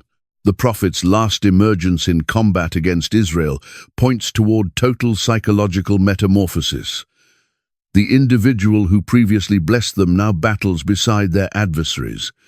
This striking transformation suggests either premeditated treachery from the start or a slow wearing away of ethical limits across time. Perhaps Balaam embodies the catastrophe of spiritual endowment absent character cultivation. His prophetic capabilities lifted him both socially and economically, yet they didn't necessarily foster wisdom, modesty, or moral soundness. The success his gifts generated may have actually hindered the character development required to wield such authority responsibly. His narrative cautions against the psychological hazards embedded in religious leadership. The mixture of spiritual abilities, public acclaim, and material incentives generates powerful enticements. Without robust moral underpinnings, even authentic spiritual capacities can become instruments of degradation instead of benediction. Returning to the talking donkey. The exchange between Balaam and his beast of burden ranks among Scripture's most bizarre episodes. Yet underneath its fantastical exterior exist multiple layers of significance that justify thorough analysis. This encounter functions as the story's psychological and theological focal point, disclosing truths regarding perception, power, and heavenly communication. The episode opens with intensifying exasperation. 3 separate times, the donkey declines to move forward. 3 separate times, Balaam reacts with aggression. This recurring sequence builds escalating suspense while simultaneously exposing character. The prophet's continuous violence toward his dependable animal unveils someone whose self-control is fragmenting under duress. The donkey's heightened spiritual awareness generates intentional irony. The beast perceives what the prophet fails to notice. This role reversal disputes presumptions regarding wisdom and spiritual acuity. Maybe those most connected to the earth and simplest in their essence occasionally discern divine presence more transparently than those elevated through scholarship and standing. Once the donkey eventually speaks, the exchange unfolds with striking ordinariness. Balaam shows no astonishment at his animal's abrupt articulateness. Instead, he participates in logical discussion, justifying his conduct and voicing his irritation. This reaction implies either the episode's supernatural character or the prophet's mental condition. The donkey's inquiries penetrate to the core of relationships and confidence. Have I previously acted in this manner? The creature references their mutual past, reminding Balaam of years spent in devoted service. This tender rebuke stands in sharp opposition to the prophet's brutal reaction to momentary impediment. The unveiling of the angel changes everything completely. Abruptly, Balaam perceives what his donkey recognized from the beginning. The sword-bearing heavenly messenger obstructs their route, prepared to carry out judgment. The donkey's seeming stubbornness actually represented deliverance, shielding both creature and rider from annihilation. This instant of awareness delivers profound mortification. The renowned prophet must admit that his modest beast possessed superior spiritual understanding. The reversal reaches completion. The sage appears foolish, while the simple creature demonstrates sagacity. Such inversions surface repeatedly throughout Scripture, confronting human arrogance and presumption. The angel's declaration carries foreboding significance. Balaam's expedition is characterized as perverse or rash. Despite God's authorization to travel, something concerning the prophet's motivations or disposition has provoked divine resistance. This implies that following divine instructions demands not merely outward adherence, but inward harmony. The donkey's rescue of both lives establishes a compelling metaphor. Occasionally, deliverance arrives through unanticipated sources. Those we regard as inferior may become vehicles of divine safeguarding. The modest and lowly frequently recognize truths that elude the refined and self-assured.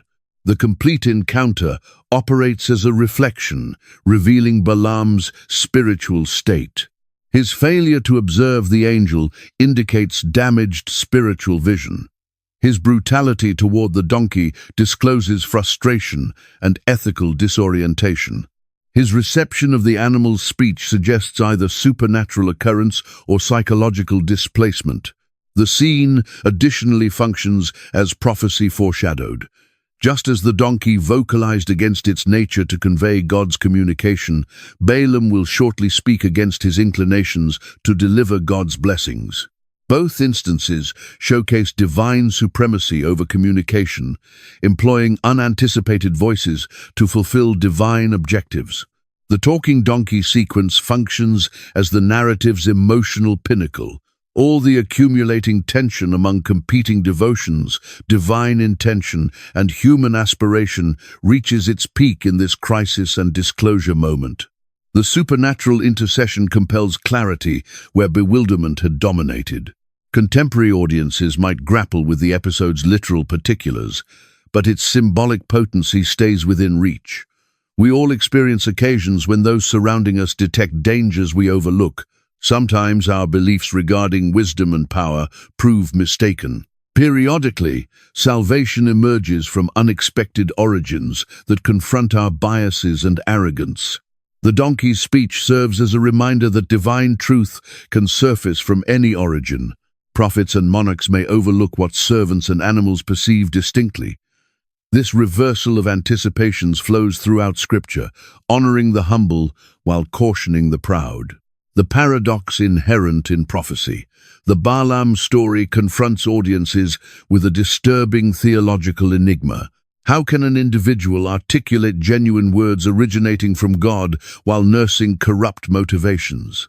This paradox disputes simplistic beliefs regarding the connection between spiritual abilities and moral integrity, compelling more profound scrutiny of divine communication and human participation.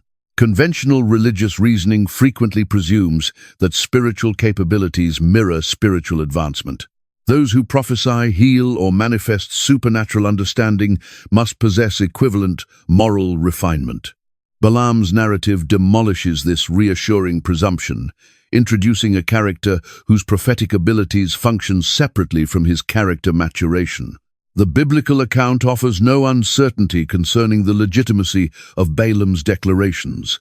His blessings pronounced over Israel demonstrate accurate and lasting.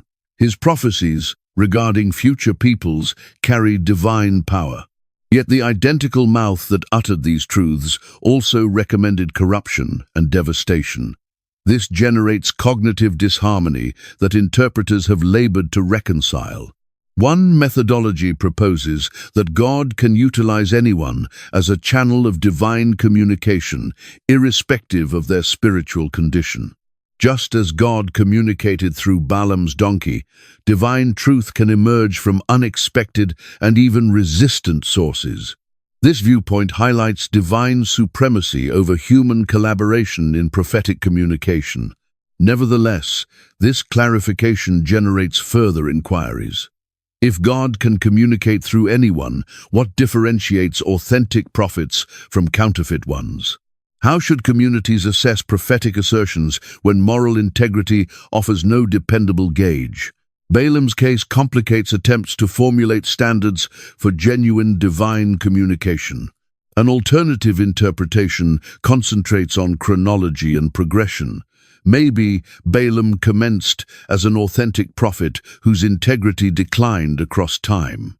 Achievement, prosperity, and acclaim may have progressively contaminated his initial virtue.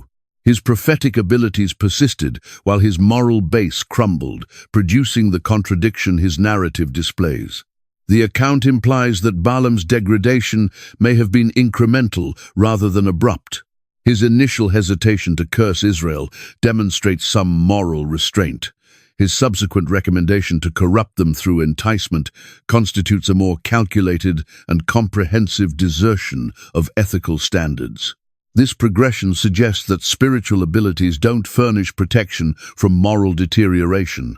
Balaam's paradox additionally clarifies the intricate connection between divine intention and human partnership. His pronouncements blessed Israel, contrary to his visible desire to curse them. This indicates that God's aims can be realized even through unwilling or tainted instruments. Divine supremacy functions through human participation while surpassing human constraints and shortcomings. The narrative cautions against both extremes in assessing spiritual assertions. We cannot merely presume that supernatural capabilities signify moral legitimacy. Neither can we reject all prophetic declarations from imperfect individuals. The difficulty resides in distinguishing divine truth while sustaining suitable doubt regarding human drives and integrity.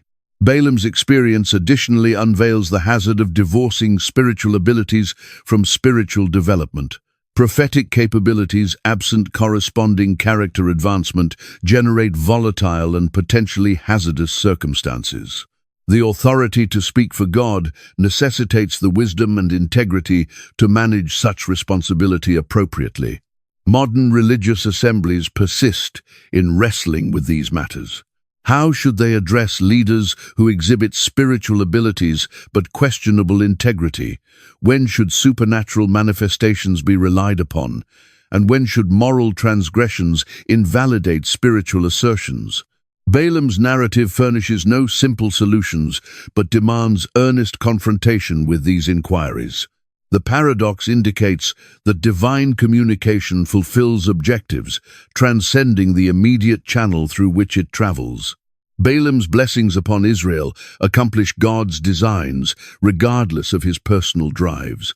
This outlook emphasizes the ultimate victory of divine aims while recognizing the intricate human dynamics participating in their realization. Perhaps the most significant instruction resides in acknowledging prophecy as a divine endowment that requires human accountability. Those receiving such endowments carry particular duties to cultivate corresponding integrity and discernment. The disconnection of spiritual capabilities from moral cultivation leads toward corruption and ultimately toward condemnation. Balaam and Balak. The ancient meeting between prophet and monarch reverberates across thousands of years, discovering articulation in literature, governance, and modern culture. These two characters have evolved into archetypes, embodying persistent human configurations of authority, degradation, and ethical concession that perpetuate unfolding on contemporary platforms. Dante granted Balaam immortality in his Inferno, positioning the corrupt prophet among the fortune-tellers in Hell's eighth circle. The medieval writer grasped Balaam's fundamental transgression as the prostitution of heavenly endowments for individual benefit. Dante's depiction shaped centuries of European literary work, establishing Balaam as an emblem of religious contamination. Shakespeare's personalities echo Balaam's motifs without explicitly invoking his narrative. Characters like Iago and Edmund exemplify the identical configuration of exploiting trusted stations to achieve destructive ends. These antagonists control appearance and actuality, projecting themselves as faithful while orchestrating treachery. Contemporary political discourse regularly summons Balaam-like situations. Leaders claiming moral legitimacy while chasing personal benefit mirror his configuration. The prophet who blessed openly while conspiring privately becomes a framework for comprehending political duplicity and the contamination of public confidence. The association between Balaam and Balak additionally addresses modern interactions between religious and governmental authority. King Balak symbolizes political figures attempting to appropriate spiritual legitimacy for their agendas.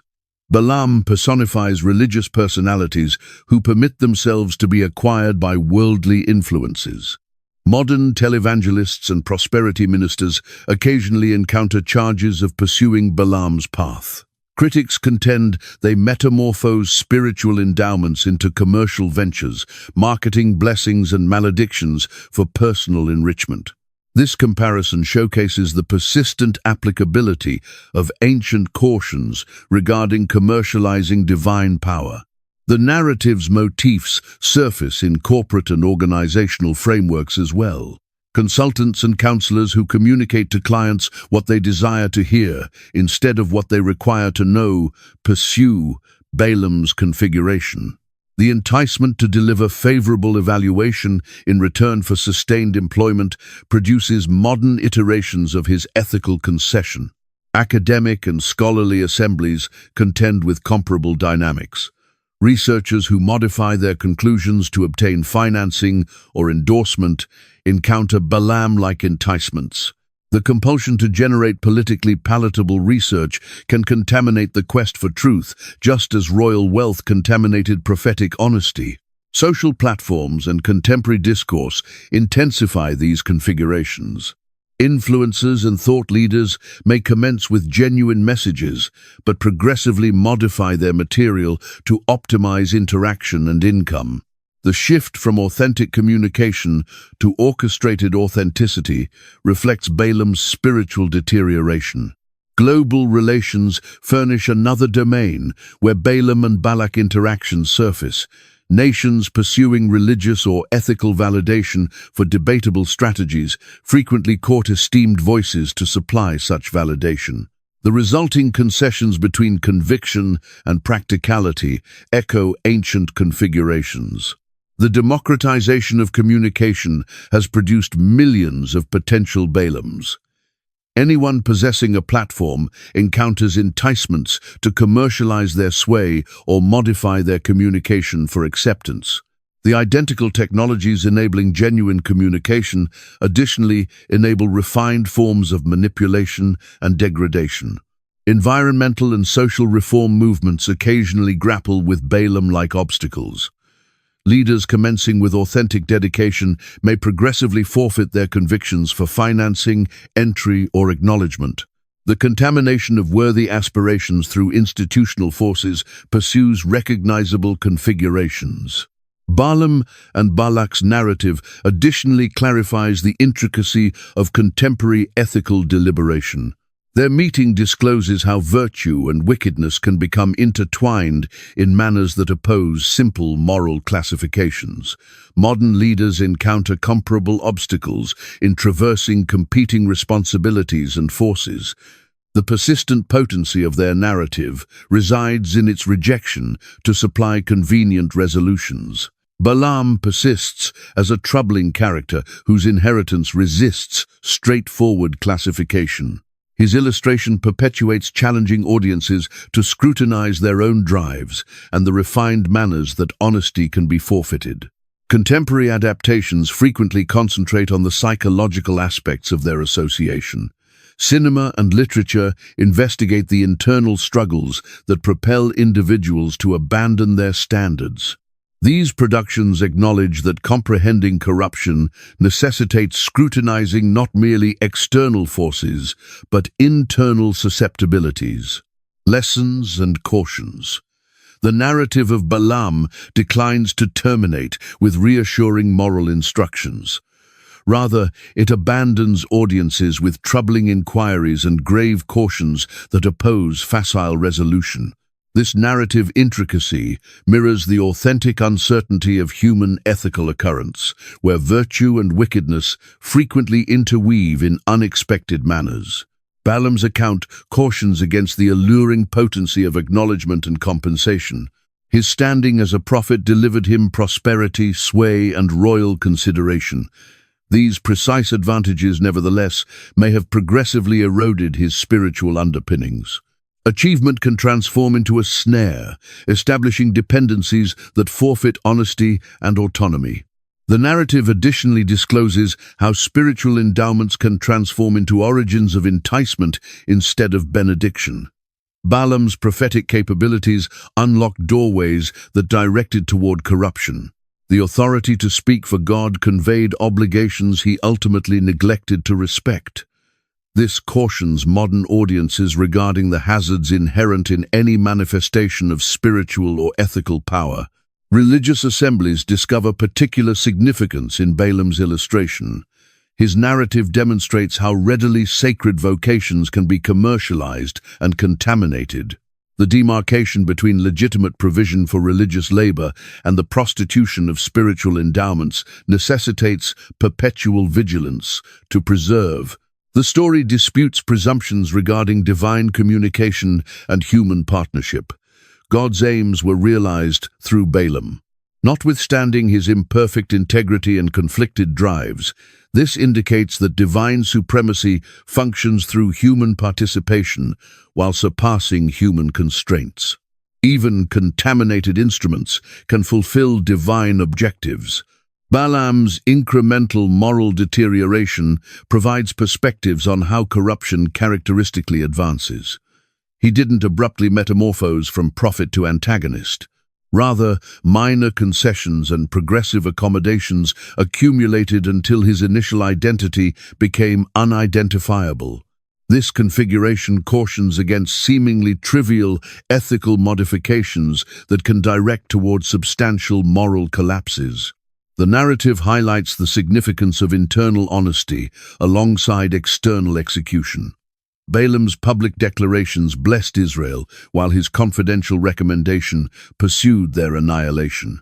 This division between semblance and actuality showcases the hazard of compartmentalizing moral dedication and the impossibility of preserving such separations perpetually. Political figures and counselors discover cautions in the Balaam and Balak association. The monarch's effort to acquire prophetic validation for his strategies mirrors persistent configurations of authority pursuing religious validation. Balaam's initial opposition, pursued by eventual accommodation, demonstrates how such compulsion can progressively erode principled resistance. The talking donkey sequence furnishes perhaps the narrative's most crucial instruction regarding perception and modesty. Those occupying stations of power may become sightless to actualities that others perceive transparently. Wisdom can surface from unanticipated origins, while proficiency and standing furnish no assurance of understanding or comprehension. Balaam's ultimate destiny functions as a stark reminder that repercussions pursue actions irrespective of motivations or rationalizations. His demise in combat against Israel embodies the logical terminus of his selections. The individual who blessed Israel with his utterance, while orchestrating their devastation through his recommendation, discovered himself enumerated among their adversaries. The narrative declines to furnish simple classifications for assessing moral conduct. Balaam articulates divine truth while nurturing corrupt motivations. He exhibits genuine prophetic endowments while strategizing treacherous recommendation. This intricacy mirrors actual world ethical circumstances where virtue and wickedness oppose clear division. Modern audiences encounter comparable obstacles in assessing religious and governmental figures. Balaam's illustration cautions against both extremes, rejecting all assertions from imperfect individuals and receiving all declarations from those exhibiting spiritual abilities. Judgment necessitates meticulous consideration to both integrity and assertions. The story additionally addresses inquiries of divine fairness and compassion. God utilized even Balaam's corruption to fulfill divine aims, blessing Israel through an unwilling prophet. Yet this identical God maintained Balaam answerable for his selections, permitting natural repercussions to manifest. This equilibrium between supremacy and accountability flows throughout Scripture. Maybe the most profound caution pertains to the prospect of self-illusion. Balaam may have persuaded himself that his various concessions fulfilled some elevated objective. The human aptitude for rationalization permits individuals to preserve favorable assessments of themselves while participating in progressively dubious conduct. The narrative's rejection to furnish convenient resolutions compels audiences to scrutinize their own existences and selections. Where might achievement be generating hazardous enticements? How could acknowledgement and compensation be subtly contaminating honesty? What minor concessions might be accumulating toward more substantial ethical collapses? Balaam's inheritance functions as a reflection, mirroring back the intricacy and uncertainty of human ethical occurrence. His narrative cautions against simple classifications while demanding on moral accountability. It disputes audiences to chase honesty while acknowledging their own aptitude for self-illusion and corruption. The concluding echo: we return to where this peculiar expedition commenced. A pathway extends through ancient terrain. A prophet journeys toward his fate. A donkey observes what human vision cannot detect. The angel awaits with unsheathed sword, protector of divine aims that surpass human comprehension. The exchange between individual and beast still reverberates across centuries. Its absurdity conceals profound truth regarding wisdom and sightlessness, power and modesty, the unanticipated origins of divine disclosure.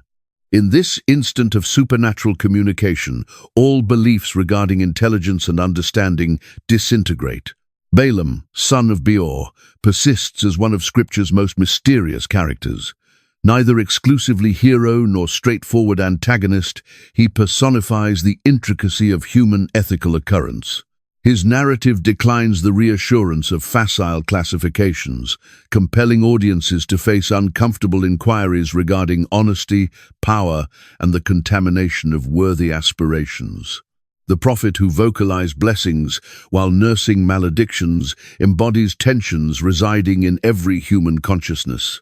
The yearning for righteousness battles with aspiration for acknowledgement. The summons to assist others rivals the impulse for individual progression. These internal struggles sculpt moral selections in manners both refined and profound. King Balak dissolves from recollection, his frantic schemes ultimately futile. The maledictions he attempted to acquire transformed into blessings he couldn't forestall. His wealth couldn't contaminate divine aims, though it triumphed in contaminating the prophet he recruited. Authority pursues validation, but cannot fabricate it through monetary exchange. The donkey vanishes from the account, following its instant of supernatural articulation. Yet its concise eloquence clarifies truth more transparently than volumes of human sagacity. Occasionally, the most modest voices convey the most significant communications. Divine communication travels through pathways that human arrogance would never anticipate or sanction. The angel returns to invisible domains, its assignment fulfilled. Divine fairness functions through human selections while surpassing human constraints. Even corruption transforms into an instrument of divine objective, though this furnishes no justification for those selecting ethical concession over honesty. Israel obtains blessings they never solicited through a prophet they never encountered. Divine preference functions according to standards transcending human control or manipulation. The nation's fate manifests through intricate exchanges of divine supremacy and human participation, blessing and condemnation, devotion and collapse. The declarations Balaam vocalized perpetuate, reverberating through history. His utterances regarding Israel's trajectory demonstrate prophetic in manners their initial speaker may never have grasped. Truth, articulated for incorrect motivations, persists as truth. Divine communication surpasses the constraints and contaminations of its human channels. Contemporary audiences encounter their own intersections when confronting this ancient account. The identical enticements that contaminated Balaam function in modern frameworks. Achievement, acknowledgement, and compensation generate comparable ethical obstacles. The narrative furnishes no convenient resolutions, but demands earnest ethical contemplation. The talking donkey serves as a reminder that wisdom manifests in unanticipated manifestations. Those we regard as powers may harbor blind limitations that simpler beings perceive transparently. Divine truth travels through pathways that dispute human beliefs regarding intelligence, scholarship, and spiritual refinement. Balaam's concluding destiny functions as a grave reminder that selections convey repercussions. The prophet who vocalized blessings while strategizing devastation discovered himself enumerated among Israel's adversaries. Ethical concession establishes trajectories directing toward condemnation, irrespective of initial motivations or subsequent rationalizations. The narrative terminates without resolution, its tensions unresolved, and its inquiries unanswered. This mirrors the intricacy of ethical occurrence, where virtue and wickedness interweave in manners that oppose simple evaluation. Existence seldom furnishes the transparency that ethical instruction requires. We terminate with the imagery that initiated our expedition. The pathway perpetuates beyond the account's conclusion, extending toward horizons we cannot observe. Every audience member must select which trajectory to pursue. The intersections of ethical deliberation surface in every generation, requiring selections that sculpt both individual fate and communal future. The prophet and his donkey have articulated their portions. Their peculiar exchange reverberates still, disputing presumptions and disclosing truths that comfortable religion would favor to disregard. In their concise meeting, the supernatural penetrates the ordinary, metamorphosing a simple expedition into a reflection on divine aims and human selections. The echo diminishes but never vanishes entirely. Somewhere along ancient pathways, the exchange perpetuates. Divine truth still travels through unanticipated pathways. Angels still safeguard divine objectives. Donkeys still observe what prophets overlook. The narrative awaits new audiences to uncover its troubling wisdom and persistent cautions.